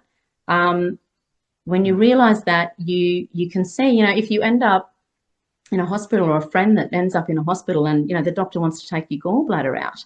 And for the majority of people, they go, well, I don't know what the gallbladder does, but might as well take it. Or, you know, we're going to remove your spleen. Well, what does my spleen do? I don't know. Might as well take it out. You know, you know, I was a high school teacher for a while with science and agriculture, and obviously our own kids going through school, they learn about the cell, you know, the difference between a plant and an animal cell, and the cell membrane and the cell wall, and structure and function. And they learn about structure and function of kidneys and livers. But they are not taught how the picture works together. They're not taught how you actually sustain a healthy cell, or how you prevent disease. None of this information is taught. It's not taught to our kids, and it is definitely not taught in the medical model. You know, all your specialists, that what we're talking about now, they have no idea. And actually, we had this conversation when Darcy relapsed, and we went back the second time, and we had the conversation there with the haematologist. And all they wanted to do was the drug therapy again, the drug therapy that they called him a no responder, that led him to death's door. That's all they have. So that's what they wanted to do again. And, you know, we said, no, we have to go back. And I was trying to explain to her about what we're talking about here, the body working at a cellular level. Something's gone wrong. We have to identify that, get back and work at the cellular level. And she looked at me and she said, are we going to argue about who's most intelligent? And I'm like, this has nothing to do with intelligence. I need you to understand, because you're claiming that you're going to do this to my child without any understanding about how the body works at its most basic building block level, which is the cell. And our kids are taught that the cell is the basic unit of life. So they're taught that, but they're not taught anything else about that, how that sustains life, how that regenerates life, how the things that you do that can kill your body at this cellular level will cause disease. They're not taught any of that, and either anybody in the medical field, sadly. And I guess it'll change the whole world, the way it's structured. Like, from what you're discussing here, you're talking about farming, agriculture, you're talking about billion-dollar industries of how we run the world and what people are eating. Like, literally, you couldn't walk into a supermarket, both of you, and buy much there. and this is the sad thing, because you go in there and you think most of this is confectionery. Most of it, you know, even you pick up some packets and you almost need a magnifying glass now to actually read what's on the ingredients. But what you'll notice with the ingredients, they'll have things like, you know, carbohydrates, fat, sugar. You will never see on there how much potassium, how much boron, how much lithium, how much iron, how much magnesium, how much any of the things that we need, that we should be looking for. They're not on there, because, again, we're not taught about, well, actually what you need is nutrition in your food. And so unfortunately it has led us to a place where, yes, we need to still go and buy our groceries. We need food to eat. We need that macro, that's our energy coming into the body. But then we have to supplement to make up for the shortfall that's not in that food. And that's one of the underlying reasons for obesity in our country. Number one, we're eating too much, of course. But number two is that we're eating this food that's calorie dense. It's got the energy in it.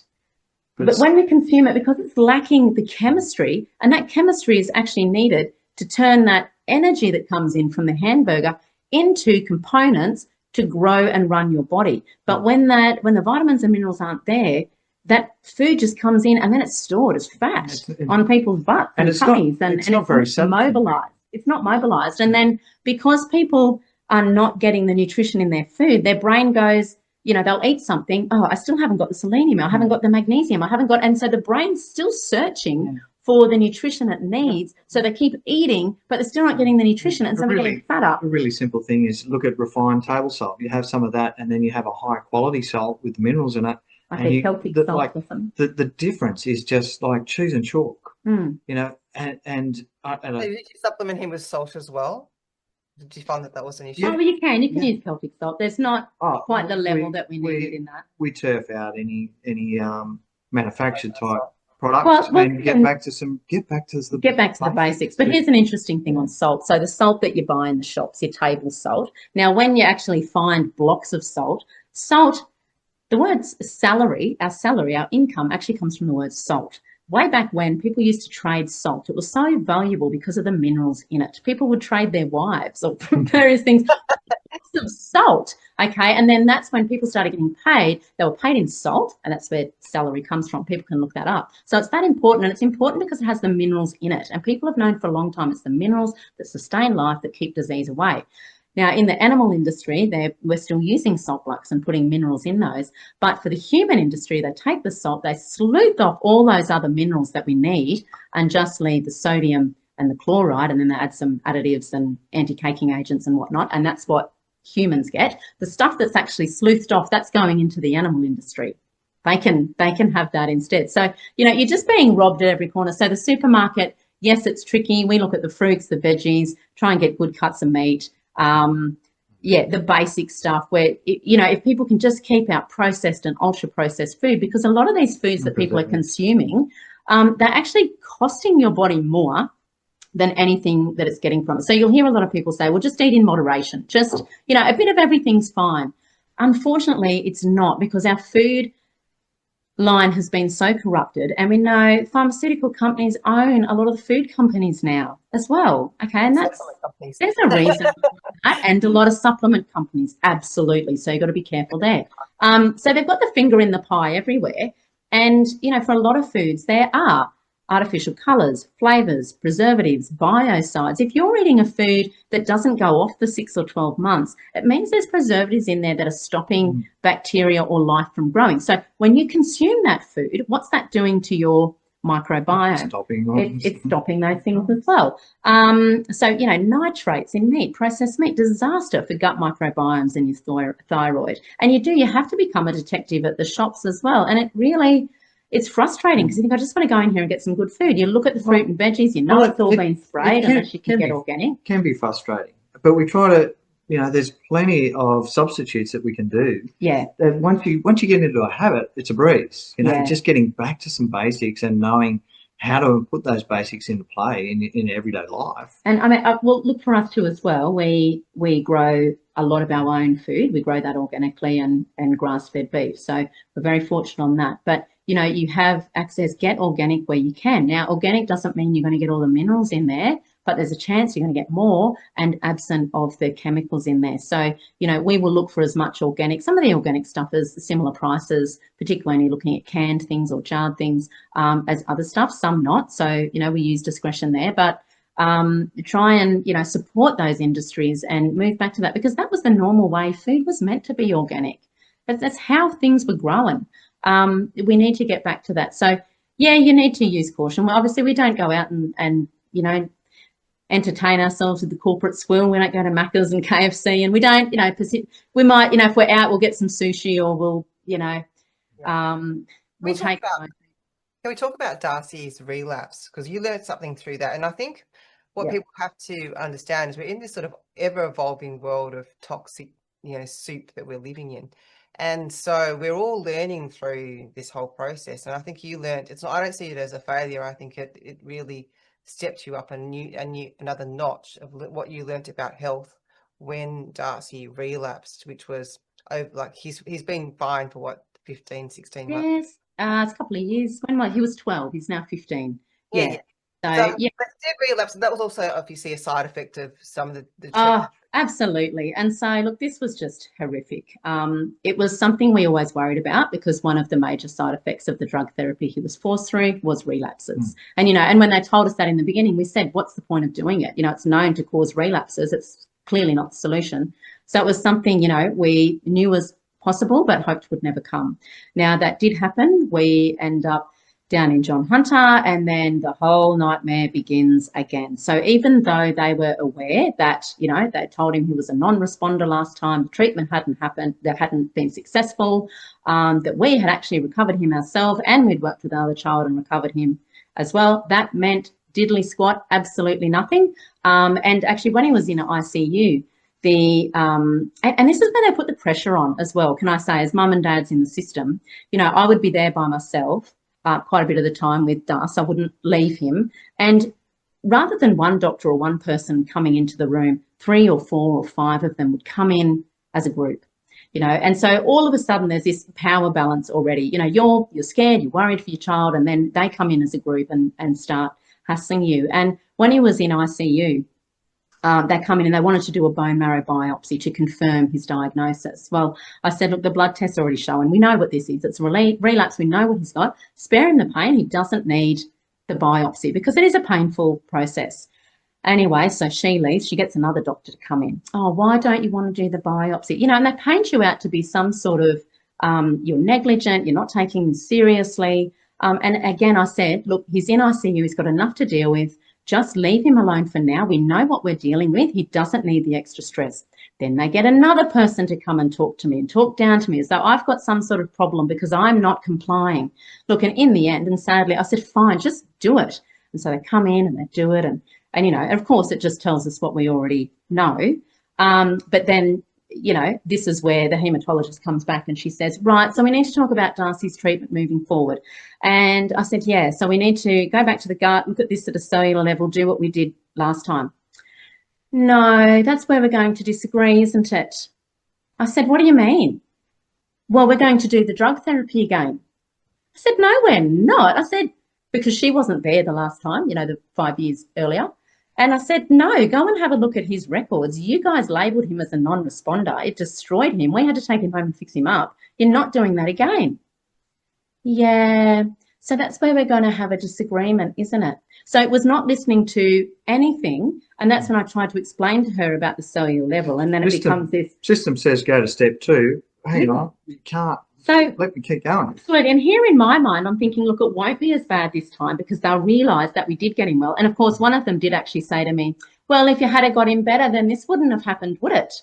And I thought that is really cruel because we know that your drugs cause this. Oh, and it's different. And it's the mentality is about curative and versus like we're on a scale. We're always on a scale. It's you never fully, you know, we're all born with weak spots, you know, and strengths, you know, and we're always tipping that balance. And it's about trying to keep the balance in your favour. You know, no one's ever, every day we fight cancer.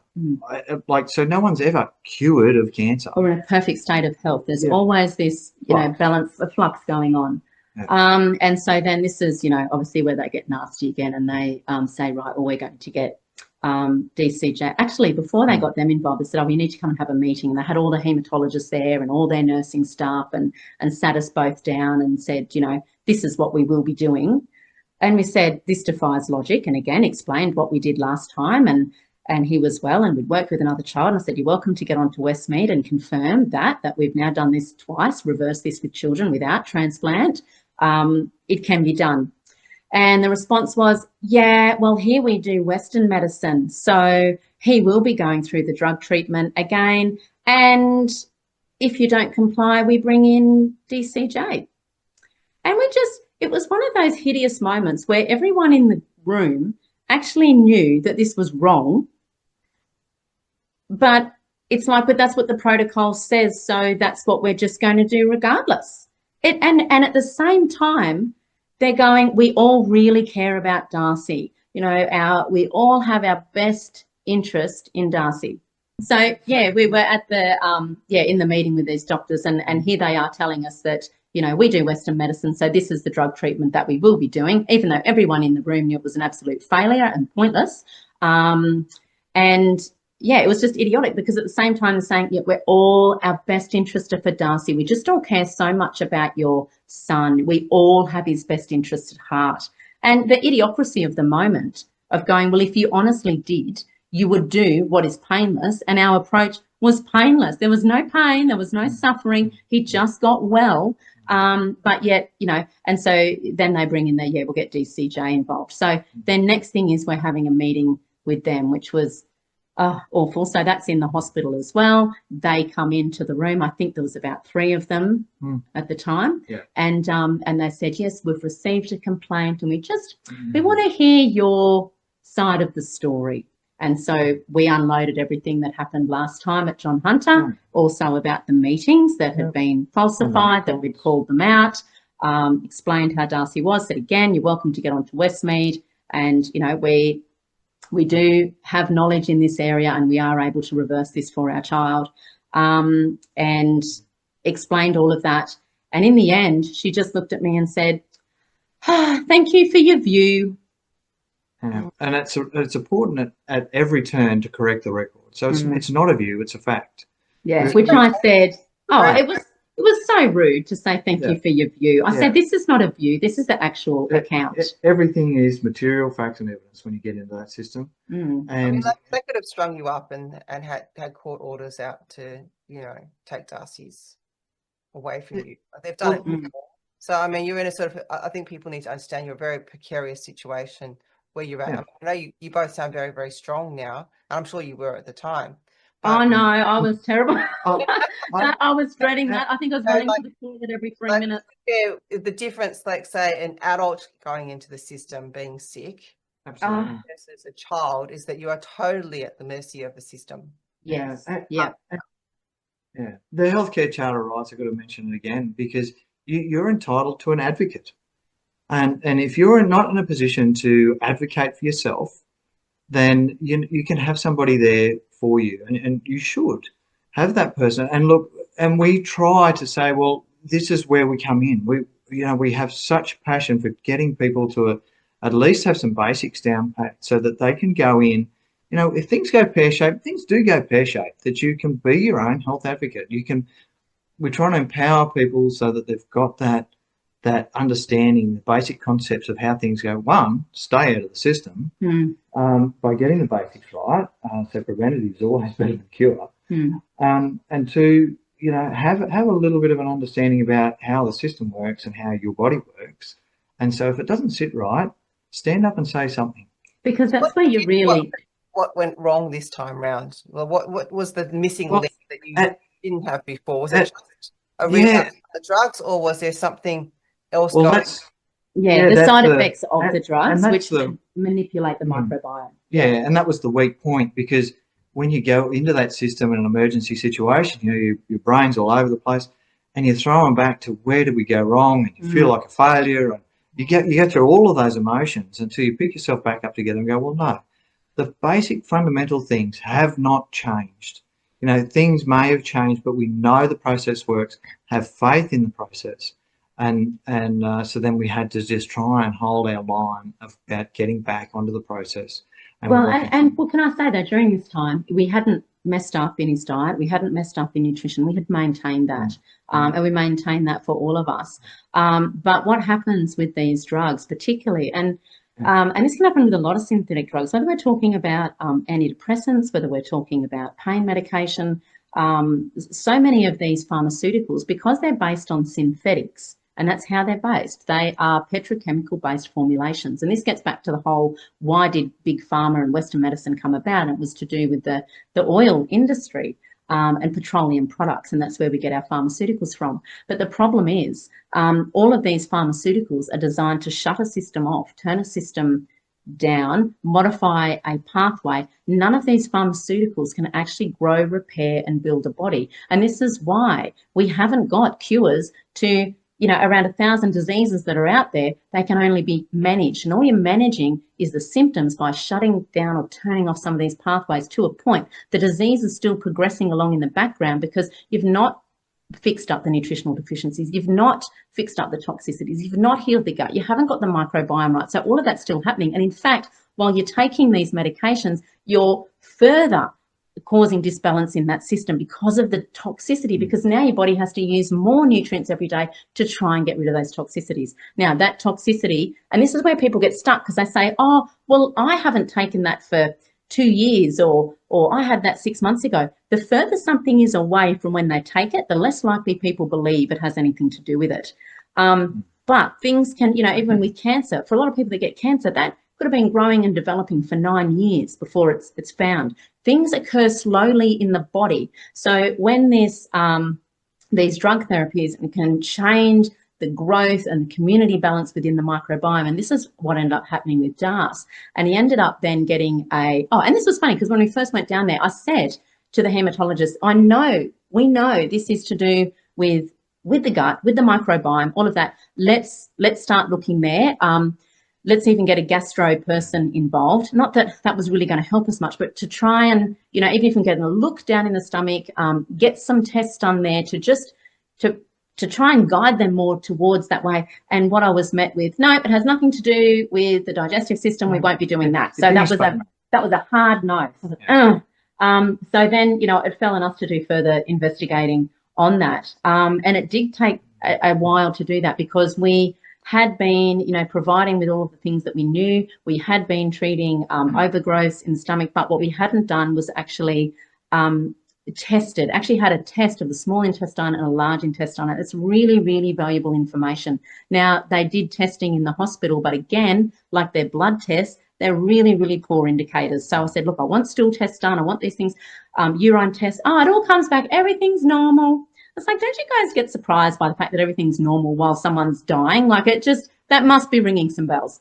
Anyway, so we get out of the system and we ended up doing our own tests online through labs that specialize in this, not through, you know, Western medicine, that actually break down the microbiome. They look at the species, they look at if there's anything overgrown in there, and we're able to use that information to show about overgrowth. Now, we knew it must have been that because his food we knew was fine. The food wasn't creating leaky gut and toxicity into the bloodstream, so it must be coming from somewhere else. And this is where the microbiome is such a contributor to this, because there was an overgrowth of methogenic archaea.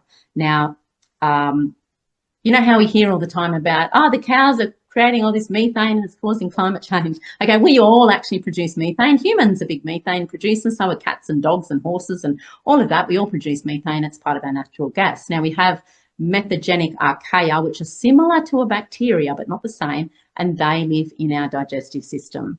Okay, they're meant to, most of your bacteria is meant to be in your large bowel, your large intestine, small amounts in your small intestine, but remember your small intestine is meant to be where food gets digested. You don't want bacterial overloads in there, but when your whole digestive system is out of whack and your stomach's not acid enough and you're eating problematic foods, you can get overgrowth in the small intestine, and this becomes a big problem. So we had an overgrowth of methogenic archaea in here. Now, once this stuff overgrows, so this can be there. Yeah, we didn't know it at the time. Like no, this was only this was after we'd finally done the testing, and this is about 9-10 months later. Okay, we've been doing all these different things. We went, no, we have to go back to the gut. There's something there that we've missed. So we find this archaea. Now, there's also other strains of bacteria. They produce histamines and they produce lots of other stuff that end up getting into the blood. So these things were overgrown. Now, when you've got large amounts of those in the intestine, the toxicities that they produce affect the environment around them to such a point that the good guys that you want there can't grow there, can't be there. And they're producing metabolites. So these archaea, they are little living, breathing things that are creating waste, and that waste is toxic, and that's what's flowing into the bloodstream and causing aggravation. Now, that with also histamines flowing in and food particles, there we felt was the issue when we got this result back. We said, yeah, we knew it had to be coming in from microbes in the gut. Now, so then we start looking up, okay, how do we try and get rid of this methogenic stuff? Because we used other herbals and things to knock down known bacteria that can get out of control, but archaea is not bacteria, and this is why we weren't seeing results. Archaea required something else. Now, when we presented this to the hematologist, and said, look, we think that this is what it is this time. It's actually archaea. And again, we sent all these research papers and la-di-da. And we kind of got, oh, it looks like you're cherry picking things, or so it was something along those lines. Anyway, said, look, we think that this is what it is. What we need to do is knock this down. If we knock this down and we're right, his bone marrow will start to regenerate. We can switch that back on. Now, if we were then to say, so what we're going to do is start getting some herbal products and this and that, we would have lost, and it would have been back to the drug therapy. So instead, we said, look, there are known antibiotics that specific to archaea. We want to try them. So what we had to do was use their tools to keep them engaged, keep them on our side, so that we didn't look woo-woo and we're out of control. We'll use your tools. And to their credit, and thankfully, they said, yeah, look, we are interested in this. What do you need? So we... And well, once presented with the data, like the little, and once again, it's in the detail. You know, he had prophylactic antibiotics, so antibiotics for just in case, and then he had a bad batch of platelets, which then he had more antibiotics. And they were really great snapshots in time, in hindsight, because they provided data to see there was actually a response to the bone marrow. So he had the antibiotics, and then he just strung out a little bit longer between transfusions. So is there something there in an antibiotic? So these were starting to be little insights as well for us. So then, you know, the antibiotics that were required, they work duo, two of them together, specific for methanogenic. So we said to them, can you get, so we're back in Tamworth at this stage. We said, we want to try this. Let's do a trial of it. Can we get these? And they said, oh, well, then we need to have a board meeting because we don't normally prescribe these, and this is nothing. And look, even when we sent the microbiome analysis down there, you know, it was confusing for them because they don't deal with this sort of stuff. They're dealt this, you know, information. Here's a microbiome analysis, but they're like, what is this? We don't know what any of this is. And even case studies. We had a case study from overseas where a guy with aplastic anemia presented with gut upset issues, you know, and responded after, you know, he had multiple different non-targeting antibiotics, but he did have a response. You know, so you've got to present these data to them, and to help them think, there may be something behind it. So lots of research papers were always presented with our thoughts that we had to help solidify our argument, I guess.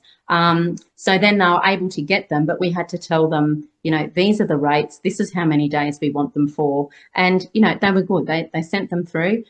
We did that. We started him on these. Now, also, the problem with these antibiotics is they are known to suppress the bone marrow function. So it's not something that we wanted to do or to have him on for any length of time, but we needed to trial it to see, could this be, to prove the point. So he was on these drugs, I think it was about 14 days. And look, by about day 6 or 7, we could see the colour come back in his face, the colour come back in his lips. We went in for our weekly blood test. His bone marrow, his reticulocytes, which are a measure of bone marrow function, so they're baby blood cells, they had gone up. So that's the measure when you know the bone marrow is starting to recover and get healthy, these reticulocyte numbers come up.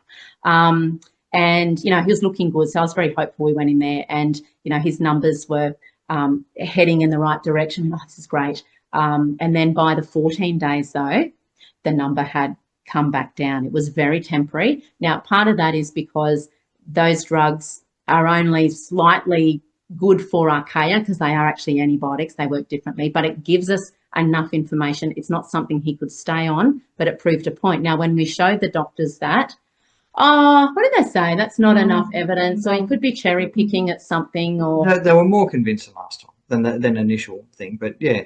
They just weren't convinced. So then we said, right, well, we'll do it again. Okay, we'll do it. I said, this is the first time in 12 months that his bone marrow has started making blood and platelets and white blood cells. Okay, so we know that we are on the right track. So we said, okay, can you send us antibiotics again? Now they needed to be different because you start to build up resistance, so don't keep applying the same ones. So it was a different combination the second time around. Again, we had to tell them what we wanted to use, the rates we wanted to use, because this is not something that they deal with. You know, thankfully, and bless them, they sent those down. We did it again, other 14 days. The same pattern happened again. We see his blood levels rise, the colour come back in his face, and then as he came off the antibiotics, everything fell back down. Okay, so we knew that it showed us exactly what we hoped it would show us. We just needed the proof. Now that we've done that, we're not interested in using antibiotics anymore. They're not the solution. They are, in fact, the cause of the whole problem we ever had. We don't want them. And interestingly too, that when looking up what antibiotics kill methogenic archaea, one of the ones that they're most resistant to is chloramphenicol. The very one we began with. So you think, is the initial thing right from like when he was young set him up from so far back, and then all the other treatments are sort of hammered things and all that sort of stuff, but it's always given that thing the upper hand there now. Yeah. So then the trick was, right, well, how do we actually knock this down, not using anything pharmaceutical? And again, lots of research there, and I came across quite a few disheartening papers and people that work in the gut specialty field that said sometimes the overgrowth can be that strong and that difficult that it can be almost impossible to try and kill it off.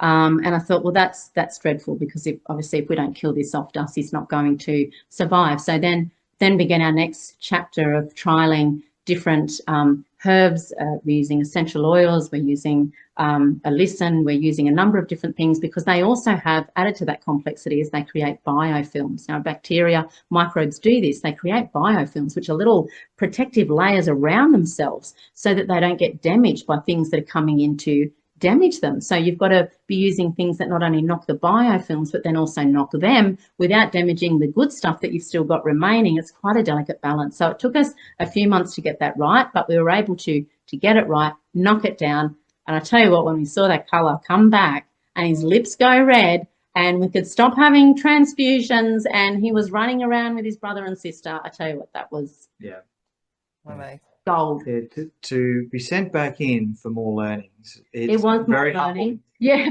but I tell you, at the time it was just like, are you joking? Yeah.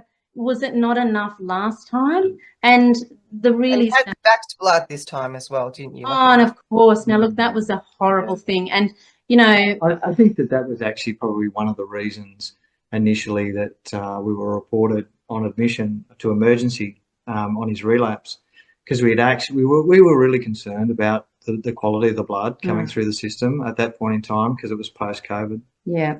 And we knew so many people that were vaccinating, boostering, and we knew enough about it that it was bad news. The clots and a whole lot of other garbage happening in the blood. So we did ask on admission, can we donate on the spot? Ourselves, we're a match for our son for blood. And we were also very cautious, because we knew antibiotics role the first time of what antibiotics he had. And so we were saying, well, you want to give him antibiotics. Why? What's your evidence? Where's your evidence that he has a bacterial infection? Oh no, we're just going to give it to him, prophylactically, which is a fancy word for just in case. Just in case. There's no evidence, but we'll give them anyway. And we've always been very particular now with antibiotics. Absolutely. So and thinking of his system being sensitive and being driven backwards, anyway. But as a result of on admission, it also gave us a data point of his antibiotics that we said, oh, well, we're here now.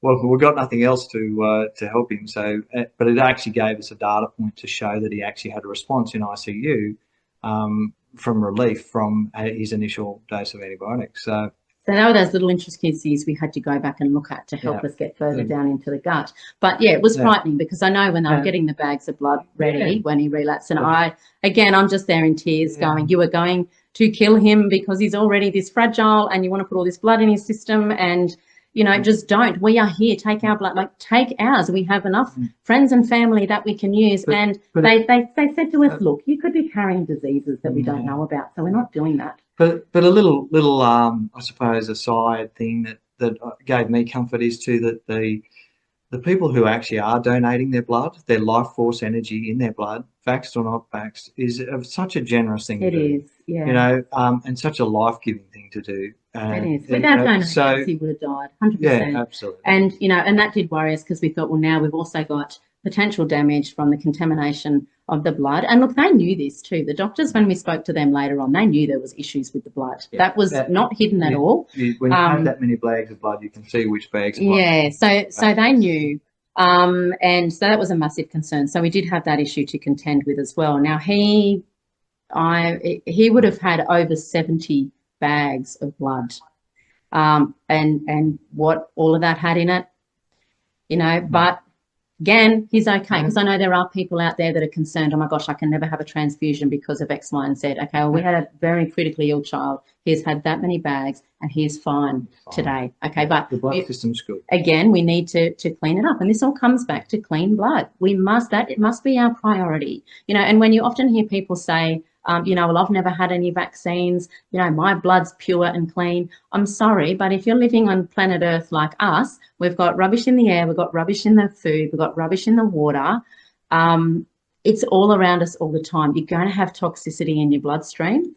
You have to find ways and take action yourself to clean it up. There's nothing, the medical model has nothing for you to help you clean your blood. The medical model has nothing for you to get nutrition in your body. The medical model has nothing for you to fix your microbiome, and the medical model has nothing for you to heal your leaky gut. And in fact, all of their procedures and policies and protocols attack all of those angles. Or teach you to just get the basics right. You know, None. like, Because but it's sad, and it's not. There are people in the system, you know, doctors and nurses watching. I know there are people in the system that are good people with big hearts and good intentions. There really are. But you're in a model that is run and operated by Big Pharma that says drug, surgery, radiation, this is what you do. Anyone that wants to come up against that, they're uneducated, you know. But even mum and dad at home, like the food pyramid debate that's just recently, you know, they come out, the US FDA turned it upside down and said, oh, no, we've got it all wrong. Well, finally, someone said something right. But at the end of the day, that's still not enough, though, because the nutrition's still not in it.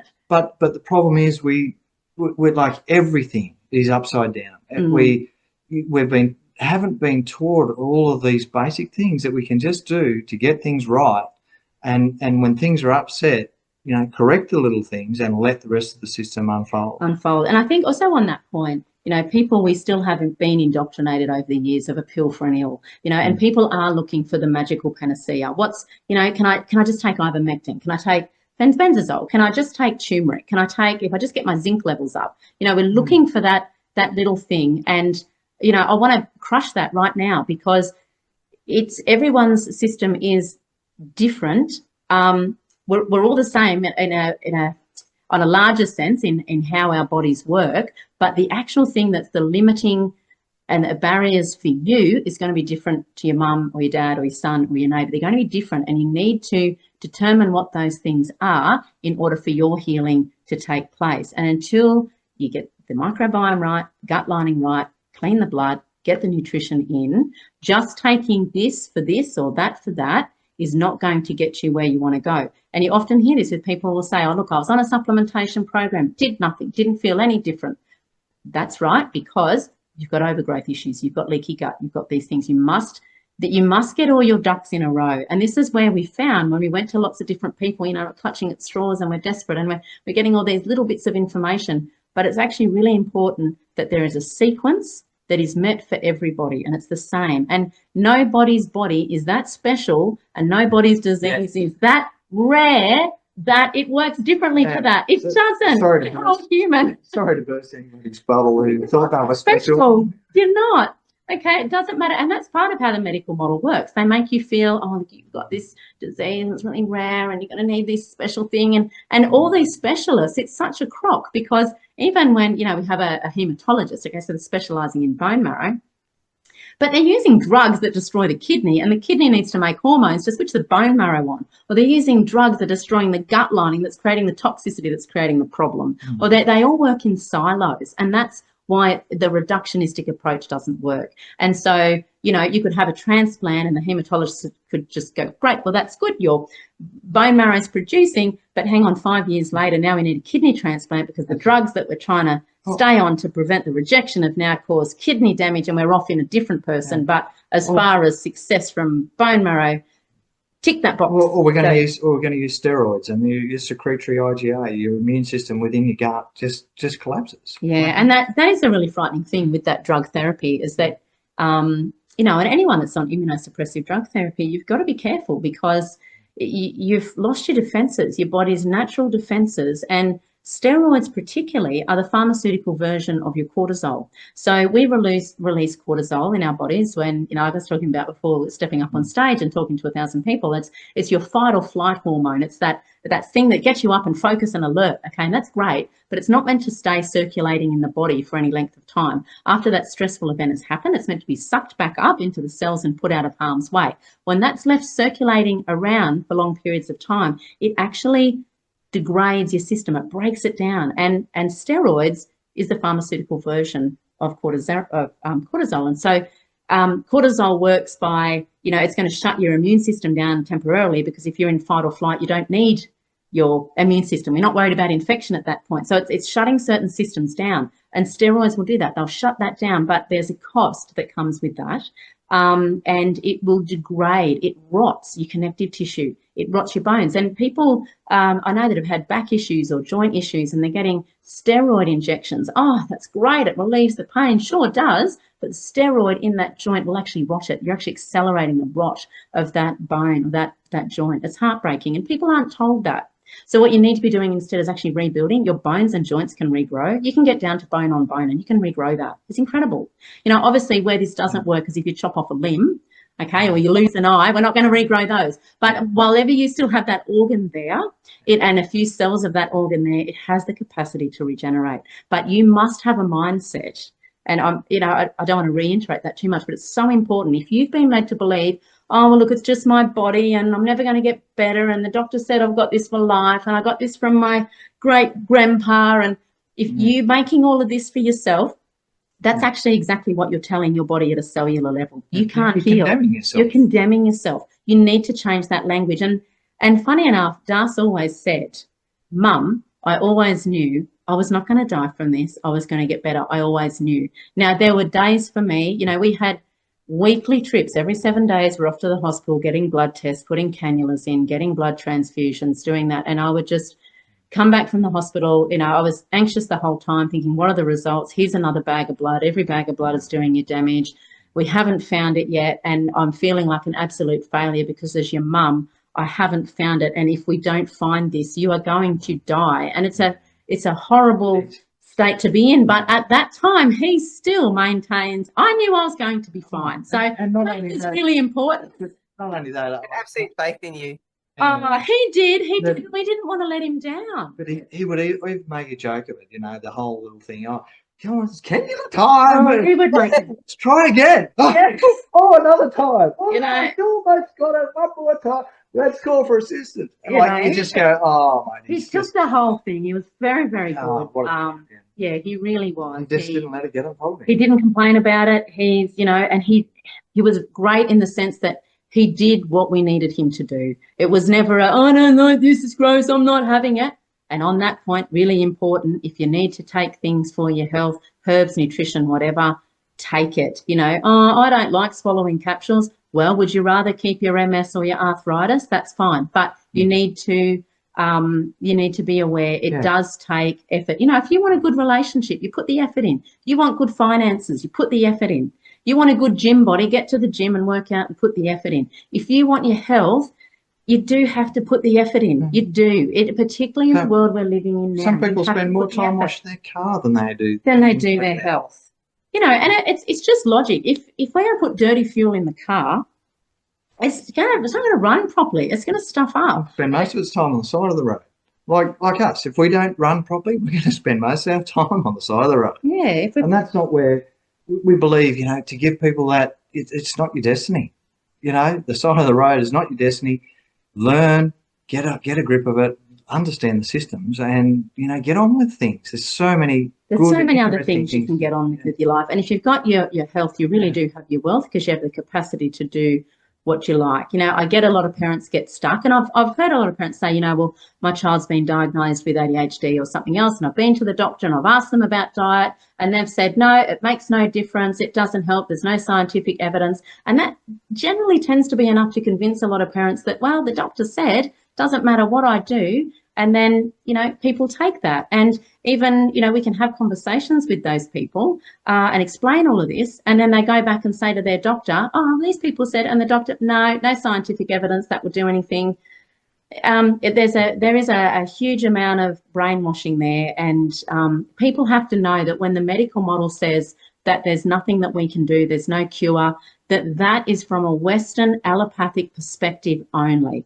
That's from the perspective of we don't have a drug or a surgery or radiation that can help you and cure this. What they need to say is we don't have that, but you know what? You can step outside the system and you can absolutely regenerate. They're just missing the last part of the sentence. And because they're missing that part, people are led to believe that they're condemned to their problem. They're never going to get better. And even worse than that, they're going to pass that problem on to their children. And, you know, because they're believing that there wasn't really a cure for Darcy anyway within the medical system. So you had, like for other people, there's not a cure. There's more symptom relief, which kind of management or management, say for 20 years or whatever, and they can deal with that for their next health disaster, which they won't realise is related to the first thing. You know, it can kind of medical around until, you know, they get to 60 and then it really accelerates then, and then they're constantly in and out of hospital, and then they end up with dementia and, you know, palliative care. And that's the sort of the way the system deals with that. But with Darcy, in my understanding of what you're saying is there wasn't anything that they could give you that was going to be anywhere a cure, like that would extend his life beyond what, 5-10 years maybe. Well, that's right. And the transplant was an absolute gamble. The transplant was a gamble, and that was the closest thing they said they have to a cure. But, you know, like we explained, there's a lot of problems that come with that, even if it was successful. And what they call a success could be the child lives 550 days, or, you know, they live, I'm not sure where they determine their success level at. But yeah, there's just too many problems. What they had to offer was not going to return him to his prior healthy state. We can say that. They did mention things. This is what we need to do to manage his condition. And they used manage all the time. And I remember saying to them, we don't want his condition managed. We want it gone. We want our normal healthy boy back. We don't want him managed. And that's what everyone is dealing with. They're having their depression managed. They're having their diabetes managed. They're having their MS managed. You don't want it managed. You want it gone. You want to delete it. You want, you know. Yeah, gone to such an extent that it's not your life. It's not your life. Get on with your life. Will it be a weak spot for you? Yeah, you've got to be mindful of what antibiotics you take. You've got to be mindful of what you're putting in your mouth to not get on the downhill spiral. Yeah, those things are always going to be present. But, you know, in a lot of ways, Darcy was your canary in the coal mine. Yes. That, you know, a warning sign early that something was wrong. And I think indicative of the whole world, you know, we've got these children that are ultra sensitive to things that and are able to show us really deep truths about how we need to change whole systems of how we do things, and our whole mindset about health. Absolutely. Would you say that your health overall now is better than, even though you were healthy before, how would you say that you've changed since in this journey? 100%. Look, my health, I would say I would get migraines a lot. I struggled with migraines from a young teenager. I remember mum taking me off to the local GP, and all they ever had was try this drug, try that drug. Now, I don't even remember what these drugs were. They did nothing. I remember that, and thinking, well, I just have to live a life where migraines are a normal part of my life. That's me. You'd had back issues with a bulged disc. And actually our daughter had issues. She'd had gut issues as well that had actually landed us in emergency a few times, like prior to all of this. And we'd been sent home with, it's just a virus, it's just viral, you know, and once we all changed, she never had gut issues again. It's one of those things where my back issues started well before Darcy got crook. And it was one of those things that, you know, I was on, you know, just about ready to go in for some surgery and laminectomy. And when I understood the mechanics of what was going on, and then when I could actually figure out how to break that cycle and understood the mechanics of it, and I think that was a little bit of a prelude, is that you can undo what most people say, you know, you're stuck with for life. You know, I thought, oh shit, I'm stuck with a bad back for the rest of my life, but it wasn't. And you know, to actually understand that, I'll dive into backs for a little bit.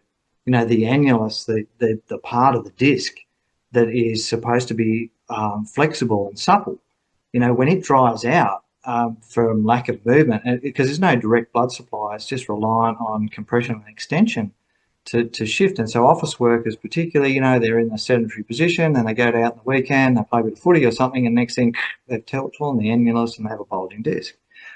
But even going back to that, the nutrition and the supplementation, or getting the nutrition around the cells to make that annulus strong and rubbery like a fingernail, I was lacking that.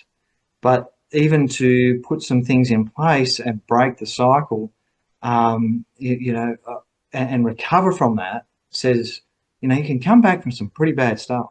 Mm. And so it was a really good That's what you setup. help people with, isn't it? Like, I mean, at the end of all this, people can feel rest assured that if they do want to embark on that health journey, that you're available to offer a consultation. So did you want to talk about that too? Because I think we've covered so much really good material here for the audience to get a sense of who you are, but also what is involved in healing. And obviously the decision has to be made for them firstly, that this is the road that they want to go down, rather than just consult with you and 1,000 other people.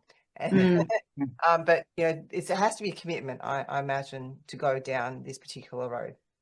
Yeah, absolutely. It's not a pill for an ill approach by far. If you just want symptom relief, symptom relief, you just go back to your traditional approach. But to change your lifestyle, and it's so fascinating, just to bring that 10% to the table we mentioned earlier, of just changing what you put in your mouth, is how many people find that so difficult. And that is one of the most fundamental stumbling blocks which we find that people might come and initially want to try something different, is that they find the dietary changes the most challenging. And you go, it is so simple. But once they get those substitutions and things in place, it's very streamlined, and they get those systems in place and they just adapt. You adapt. There's nothing special about it. It's just... well, and I think that's it. If you can change what you put in your mouth on a daily basis, you can do this. That's how difficult it is. You can do everything that we talk about from the comfort of your own home. They're all simple strategies that you can do.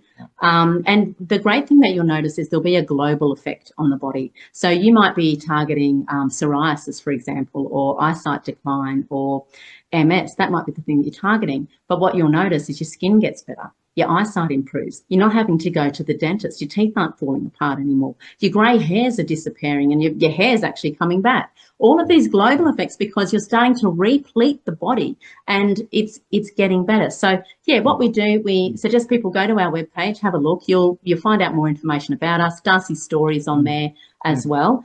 So what we do is we have a conversation with you face-to-face, and listen to your journey, your story, what you've been involved in. Quite often people say, I'll have all my blood tests, I'll have all my scans.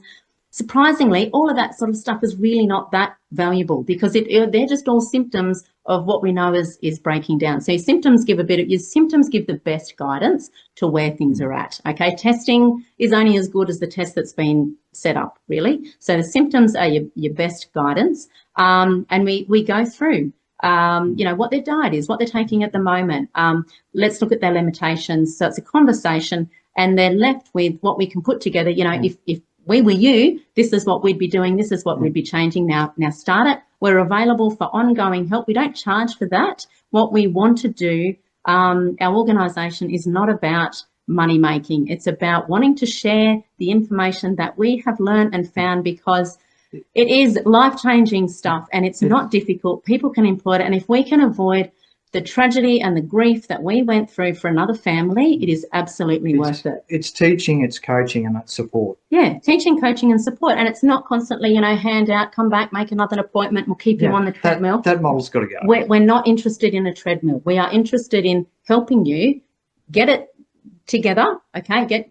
Change what's in your pantry, change what's in your diet, understand how it works. Understand how it works at a basic level, which is not more complicated than what we've been talking about here. Okay, we just individualise it a little bit. There's no big words and scientific things. And that's one of the things the medical system has led us to believe, with all of their language and diagnoses and labels and fancy genetics, that this is all really complex and simple people can't understand it, and you must go to a doctor because you'll never understand because you're just a person. Well, no.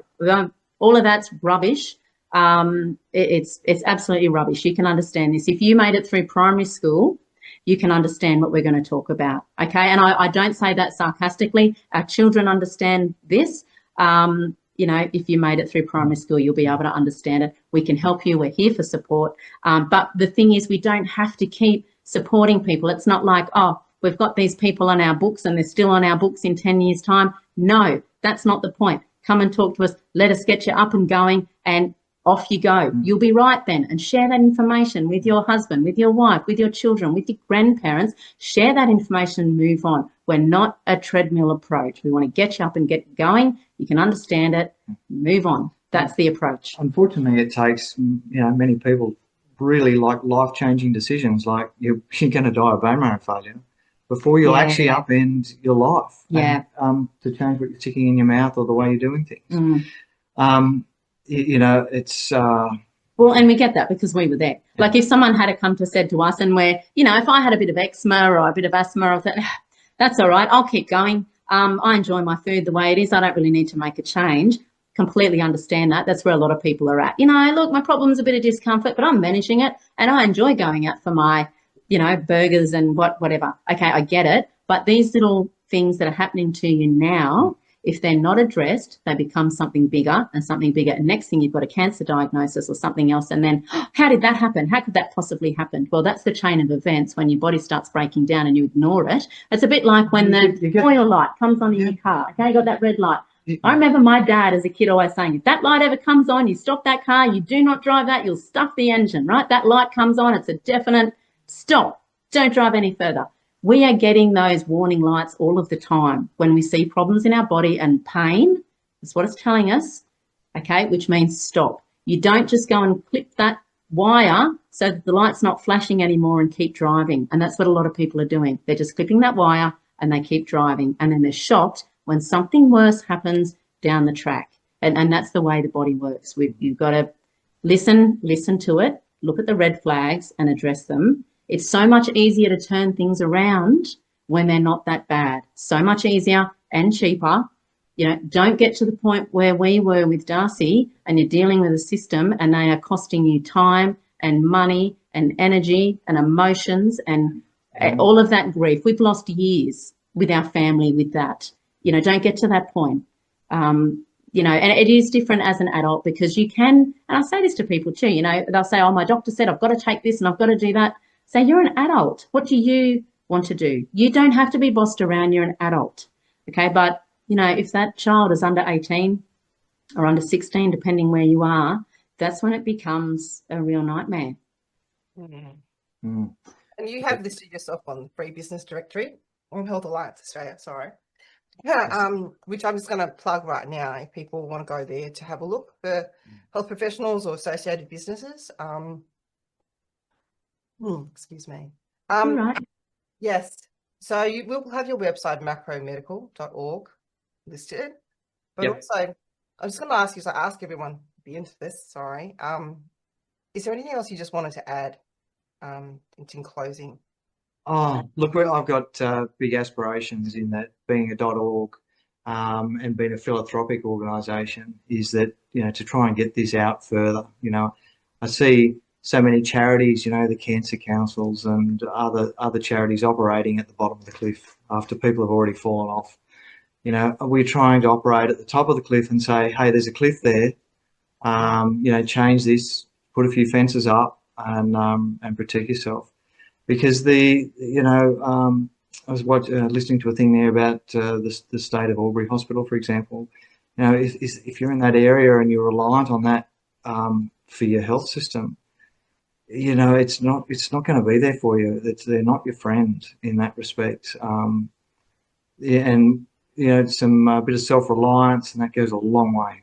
Well, I think on that too, you know, with Western medicine and trauma care and emergency stuff, you know, we're really lucky in this country to have access to that and fantastic surgeons out there and fantastic equipment. And, you know, from my perspective, they get an A+ for that. You know, we've got some really great help available if you're in a bind and you need that sort of treatment. But for as much as they get an A+ for that, for chronic disease reversal, for, you know, the 90+% of problems that Australians are struggling with, you get an F minus. I give them an absolute F minus because they're absolutely ignoring the core issues, causes, reasons, understanding, the cellular basic, all of it's ignored. We're going to drug over your symptoms. You will continue to get worse. You will continue to develop more diseases, and we'll just keep managing them. You know, and to me, that's criminal because it's not as if it's not known. You know, we didn't invent all of this. We didn't invent this was a lot of research of fabulous scientists and veterinarians and Nobel Prize winners across the world that we put this information together. The knowledge is out there. If we found it, why can't the powers that be find it? Well, we know why. And not only that, it doesn't deserve to be hidden. It deserves to be shared, and it's not ours to keep. It's for everybody else to benefit from. And if we can help people, and that's what we want to do, because we're passionate about it. After our experience, we were disgusted, horrified by the whole, traumatized, and I put it into the category of it's criminal. And on that note, it's important to appreciate that in Australia, there is no moral, ethical, or legal reason or obligation for a medical doctor to tell you that there's a cure for a disease when one exists. There isn't. So you might think, well, hang on, and I hear this all the time, people will say, well, if there was a cure, my doctor would know because they're a specialist in that, they would know. Doesn't matter if they know or not, they do not have to share that information with you. So if they've had a patient with MS or motor neurone or aplastic anemia and they have recovered themselves, they've reversed it themselves, they do not need to share that with the next person that comes in. They're under absolutely no obligation. So they may be the nicest person that ever walked on planet Earth, but they don't have to do that. And for their own self-preservation and for their own career, chances are they won't. I don't think they can. I mean, we had an interview with Dr. Charlie Teo, and he's the top brain surgeon in the world, and he's now not able to operate in Australia. So you can see how bad it is. It's like comply with the system or else. This is the standard medical care. And that chart you talked about at the start, the flow chart, they're bound to that. Anyone who deviates from the chart is like, goodbye. That's it. It's your license. So it's interesting that they can only send people to you after the fact, you know, after they've exhausted all other avenues. Correct. And that's because if they sent them to you beforehand, well, you know, they would lose their license. Yeah.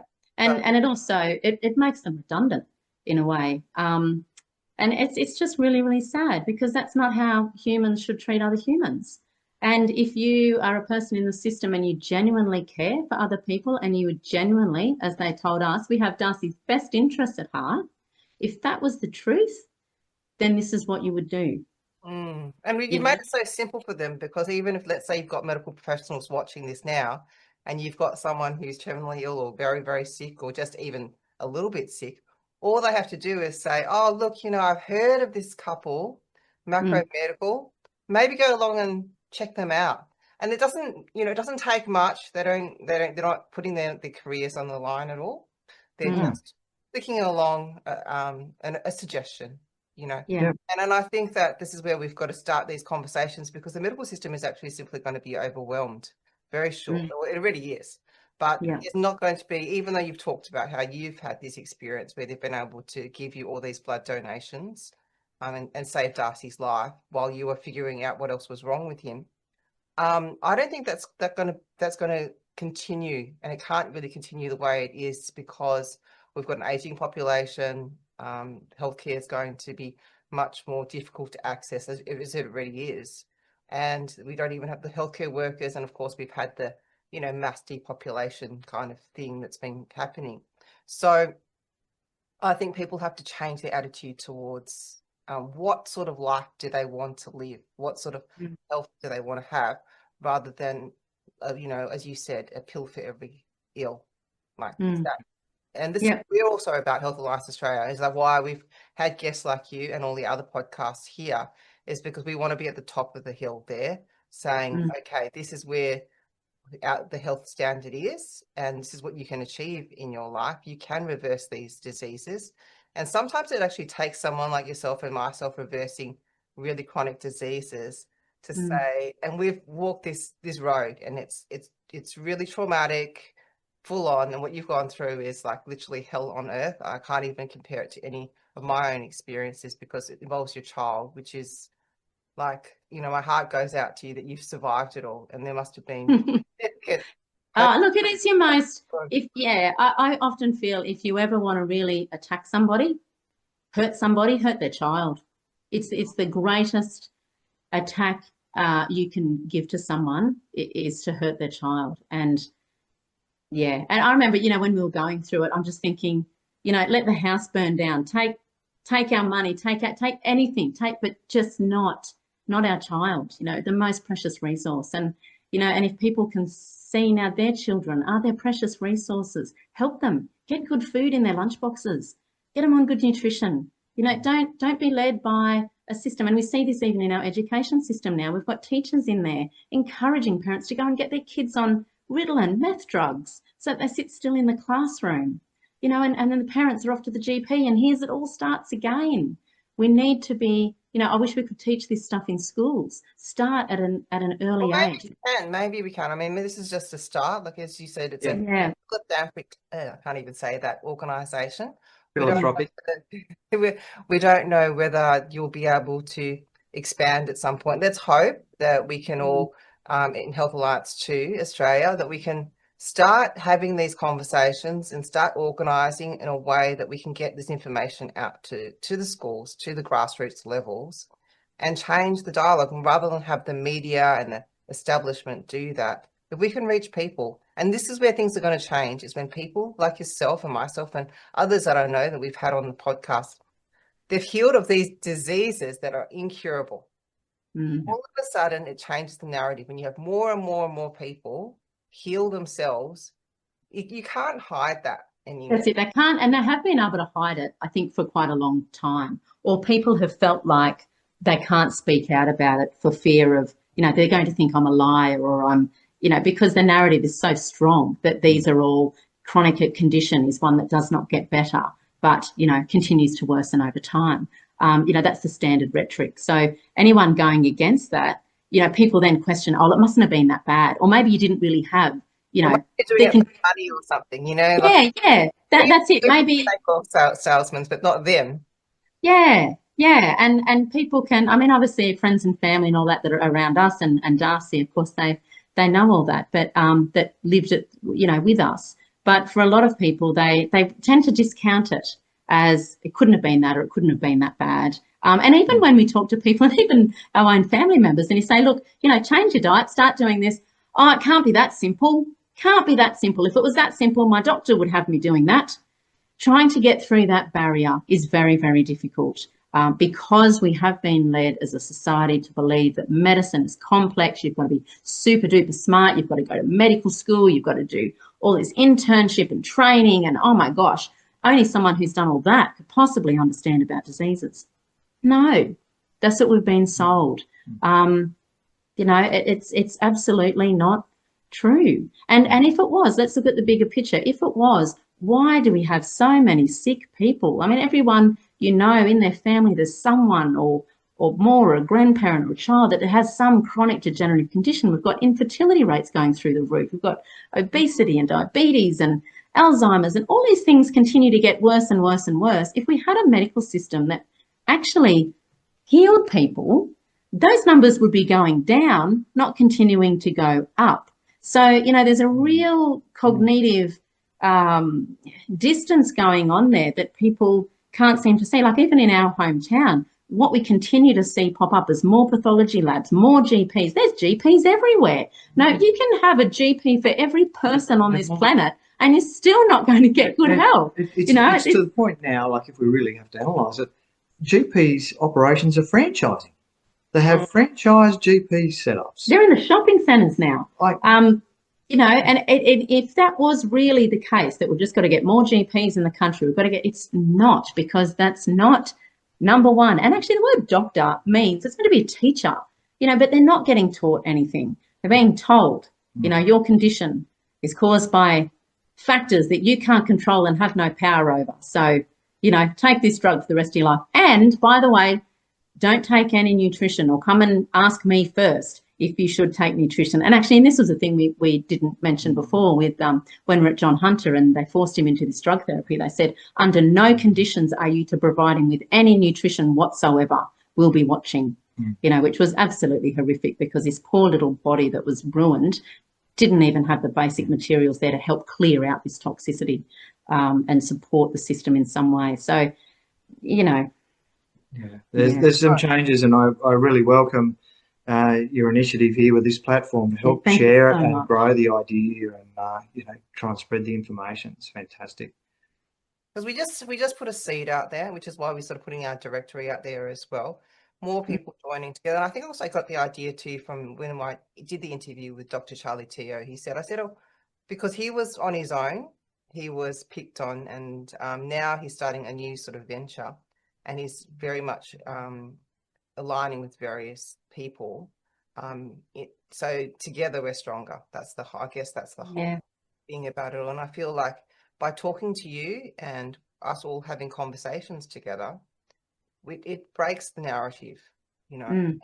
And already I think we're on the front foot because there's such a distrust for the medical system since, you know, COVID especially, that they've now just had to have all sorts of various hit pieces out on anyone that's against or question anything about the system at all. So it is funny, the misinformation, disinformation thing, and how they've used that to try and control a narrative that is running wild that they can no longer control. And they lost that one too. They lost that.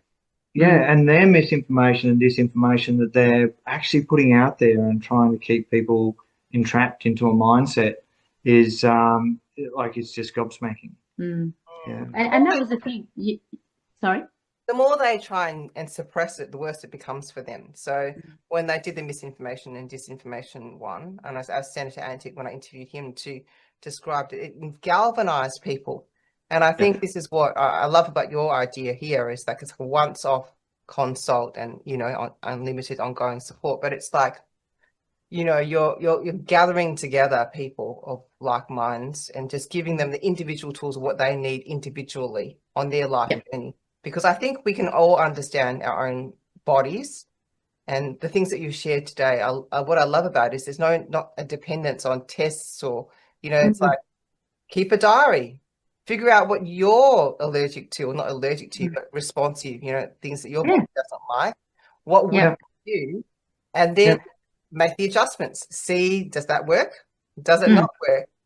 And it's perfect. It's like, well, we should all be doing that anyway, regardless. That's it. And you don't need to be outsourcing. You know, people have very much been in culture on the Western medicine side, is that they're constantly looking for tests. What's this test I need to do? A histamine test I need to do, you know, this test. And outsourcing responsibility for just anything. You know, the age of specialisation is, I don't know how to do my tax return, or I don't know how to do fix my car or whatever. That's cut my child's hair or whatever. You know, we can get these skills, but this, going back to the testing thing, we're very much clutched very tightly to, I need more testing, and the system promotes that we get all this testing, and then they give you your diagnosis and then more testing when they give you your drugs and more testing. It makes people feel as though something's happening because I'm getting this test done and now I'm getting this genetic test. But you say, looked at it, all of the tests that you've been doing and the testing that you've done hasn't actually got your condition reversed.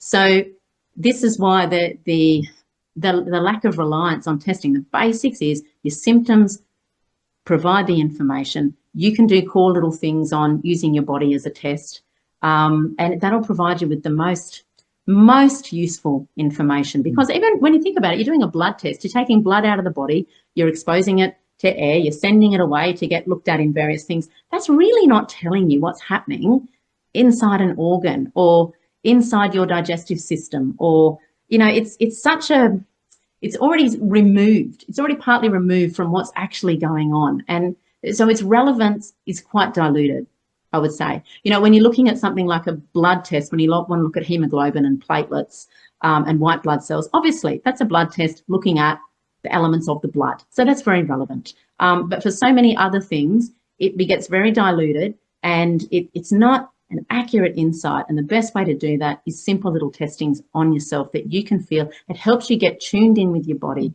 And when you understand, it gives you such confidence. You know, when the next pandemic comes or something else, you have the confidence to go, that's not right. You know, you can sniff it out. You will have the scientific smell test, and you will just be able to do it, and you'll be able to smell rubbish when you hear it and just, not swallowing that pill. because that really is the biggest problem, where so many people got led down with the COVID thing. They didn't have the learning, and that's not their fault. The learning's not out there. It's not in school. It's not in universities. It's not in a medical degree. It's not. You've got to go looking for this yourself. So that's why we want to come in and do this, because there's a massive gap in knowledge.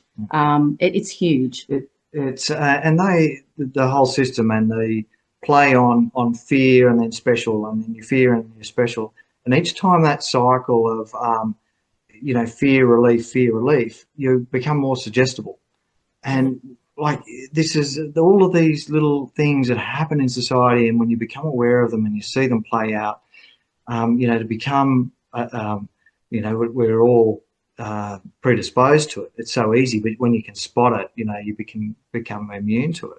And you can see when those things are playing out and then misinformation is coming out. And with AI, for example, it's just going to get worse. And we've got to get this cluster of reputable knowledge together that, because as misinformation gets spread by AI at a tremendous rate, that's going to have all of the hallmarks of being genuine, but it's not going to have what we have. No, what we're talking about. And what we're doing here today. Well, actually, fear is a massive thing where the medical model really gets people, go and get your mammogram and get your cervical testing and get your bowel testing. People are constantly living in fear that they're going to get cancer and they're going to get Alzheimer's, and they're going to get, because they're constantly being saturated with information by the, 2030, 1 in 2 people will have cancer, or, 1 in 2 people will have Alzheimer's. Like, I'm just pulling things out of the air, but what I'm trying to explain is they're constantly telling you how diseased society is going to get, and you should be watching out for all of these things. And oh my goodness, if your mother had breast cancer, you're probably going to get it, or, all of this sort of stuff. But again, once you've got that knowledge and that education, we don't worry about any of that sort of stuff anymore, because we have power over that. We have control over that. That is within our realm of control. What happened to my mum's health or my dad's health or my great aunt, it's got nothing to do with me at all. Different person, different foods, different microbiome, all of these things. It's very individual. So, people have to stop feeling the fear, because, that changes biochemistry as well. If you're a person sitting at home fearing that, I'm going to get breast cancer or cervical cancer, you're going to start putting that chemistry in your body, that negative energy, that chemistry to create, that does create illness. We know stress creates illness. We know that. And you're thinking yourself into all of these problems, forget it. Knowledge is power, isn't it? 100%. And when you have the knowledge, you have the power to go and do something more useful with your time than worry about what disease you're going to get. And, getting your prescriptions filled. Yeah. Okay, move on. I did have one last question though. With Darcy, like when he relapsed, when you're thinking back, would there have been something different that you would have done in those years from the time when, would there have been something different that you would have added to his diet, or that you would have done differently to prevent that relapse? That is a really good question. I just want to start with that. Noticing the detail, the smell of his breath. Okay, his breath started to change. Now now we know we can get that with, dental issues, but we went and had that checked out. His dentition was fine. He has no cavities, he hasn't had any dental work done. It didn't need any. So we knew that this smell was coming from the gut. Now, but at the time I sort of, just go and brush your teeth. Go and, kid things you sort of say, go and you haven't brushed your teeth. Should have got on that early. That was a red flag that the microbiome's out of whack. Massive red flag, didn't pick up. Something like getting a microbiome analysis done, $200, or a SIBO test done, $200. You can do it at home. Send the results away, get the results back. We can look at them for you. Keeping a track of that microbiome, I think, is one of the most crucial parts of the stool analysis, looking at what's going on in the small and large intestine. Fundamental, and just, and it's tricky because we are working through our son. So there's probably things that he noticed or whatever that he didn't tell us, or didn't, as a boy, I didn't really notice that. Whereas if it had been on ourselves, we might have thought, this doesn't feel right, or something's not right here, but we're working through a child. So yeah, paying attention to your body, and talking to your kids too, if you're concerned about them. Noticing that detail. I think, when you do notice that detail, for me, it was the lack of community available in which you can thrash out these ideas. Yeah. And this is part of where we're coming at from macro medical, is that we can be that sounding board and help you work through those issues. So you don't end up where we ended up. And share the knowledge from other cases and other people's experiences. Because you were quite alone, weren't you? Like there wasn't anyone else that you were. No, right. and because it's such a rare illness, and they only have one protocol, there's no one else that you could go. You know, look, we've reached out to, like I said, many different people in the alternative health field, and we're told, you know, loving people, caring, we'd love to help you. We don't deal with this sort of stuff. This is outside of our what we deal with. So we were very much on our own, which was scary. So one thing to change, and I suppose, and once again, for this platform is to build that network of which, you know, we can have someone to talk to and chew through these ideas and you know, cut through the rubbish to those things that really matter. Yeah, and because a lot of people do spend a lot of time, specialist appointments, waiting around in GPs, paperwork, and the financial cost of that is huge. You know, yes, obviously in Australia we have a lot of, you know, free medicine to a point, but it is costing people. It's costing them their work, their time with their family, being able to get away and have a holiday or go for a run. Like it's sickness costs on all levels. And if you have one person that's not well in your family, the whole family wears it.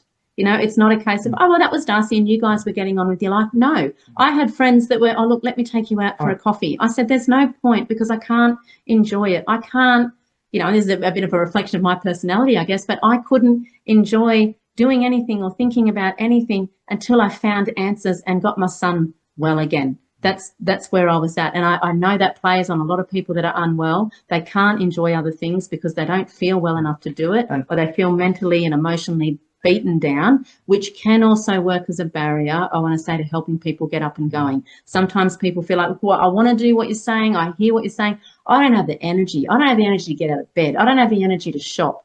Okay, well, have the energy at least to stop putting stuff in your mouth for a day. Let's start there.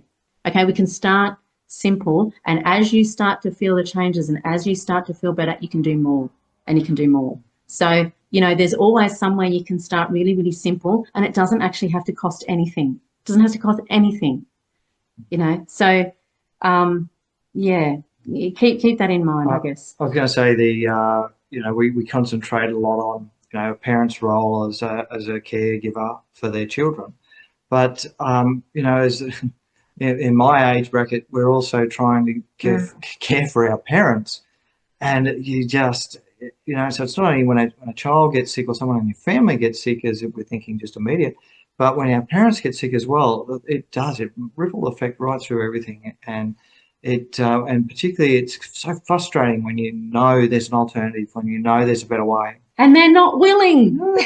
I think it's easier to manage children than it is. It is. I will agree 100% because we had Das here and, you know, he did what we needed to do and we can control what he put in his mouth because we're out of town too. So it's not like he could just pop off down the street and, you know, binge out on something. You know, and he's been really good because he wanted to be well and get out and get back on with his life. But yeah, you need to have willing participants, and it is frustrating. That is one thing that once you know this information and it resonates with you and you are aware, well, yeah, that does make sense and the body does heal. It does become frustrating when people that you love, you know that there's help for them and the situation could improve, but there's no willingness.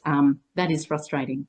Because I think what people fail to understand is even though it was a rare disease, you know, that it wasn't rare, that is actually the underlying mechanism is the same for all disease. The same for all, and yeah, that's really important. The point that I really want to make here is that it's not just about Darcy. We've talked about Darcy as a case study, I guess, to say it's an extreme case study, if you like, of what can happen when things go pear-shaped completely, but it is actually how all disease starts and manifests in the gut. All the things that we've discussed today: nutrition, toxicity. It's all the same, the blood, cleaning the blood. So if people can get a handle on that, they can realize that anything is within the realm of cure. We won't, That's right. Yeah. Was it the word that you were saying last time? I Well, think we say reversal. To reverse or to regenerate. And that's the really important things, because people will say, oh, well, I'm not worried about getting aplastic anemia, or my kid's getting that, you know, it's so rare. But that's the understanding that the body breaks down generically and it reverses generically. And it doesn't, don't be misled, confused, or misguided because your diagnosis in its fancy Latin words like fibromyalgia or whatever, you know, there's so many. If you actually look up all the chronic diseases that have been listed, and, you know, if you put them back into simple language, some of them just mean, you know, pain in finger or swollen whatever, but they're written in fancy words. And that's deliberate because it's to make you feel, oh, my diagnosis is whatever. It doesn't matter. It all started the same way. It all needs to be corrected in the same way. There's just some little intricacies there that might need to be manipulated for you that's different. You may not have methanogenic overgrowth. You might have candida and methanogenic. You might have hydrogen sulfur overgrowth. You might just have particular foods that are rubbing out your gut lining, but the rest of your microbiome is okay. You might have those things okay, but you're deficient in selenium and boron and X, Y, and Z. You might have those things okay, but you've got toxicities coming in from herbicides that you're using on your farm, for example, that you're exposed to. So, you know, it can be multiple ways, but it's still all, it's basic understanding, you know. It's like if you want to grow a plant in your garden, the basics are getting the soil right, the microbes right, the nutrient right, get the sunshine and the water on there. And that doesn't really matter if you're growing potatoes or bananas or whatever. Those foundations are the same, and it's the same when we're working with disease to rebuild the body. Yeah, and I love your analogy about having those cells, that so long as you've got the seed there, that you can regenerate. And I think that is where we will finish today, if that's okay. So we will have this published on YouTube, Rumble, and BitChute, and on our website, healthallianceaustralia.org, where you can also join our free mailing list on our directory, our free business directory, and there is also a donate page there. Health Alliance and I are also active on LinkedIn, so please join us there as well. Thank you everyone for watching. Thank you, Karli and Andy, for your time today and your sharing your wisdom with us through your lived experience, which has been, well, I don't even know how to describe it in words, but thank you for sharing it. I know it's a very, very personal story, but you've shared it with such love and, you know, compassion for the world. And I hope that this will be the start of something amazing. Thank you so much. Thank you for your time. And it was an absolute privilege to be on here and share this. Thank you so much.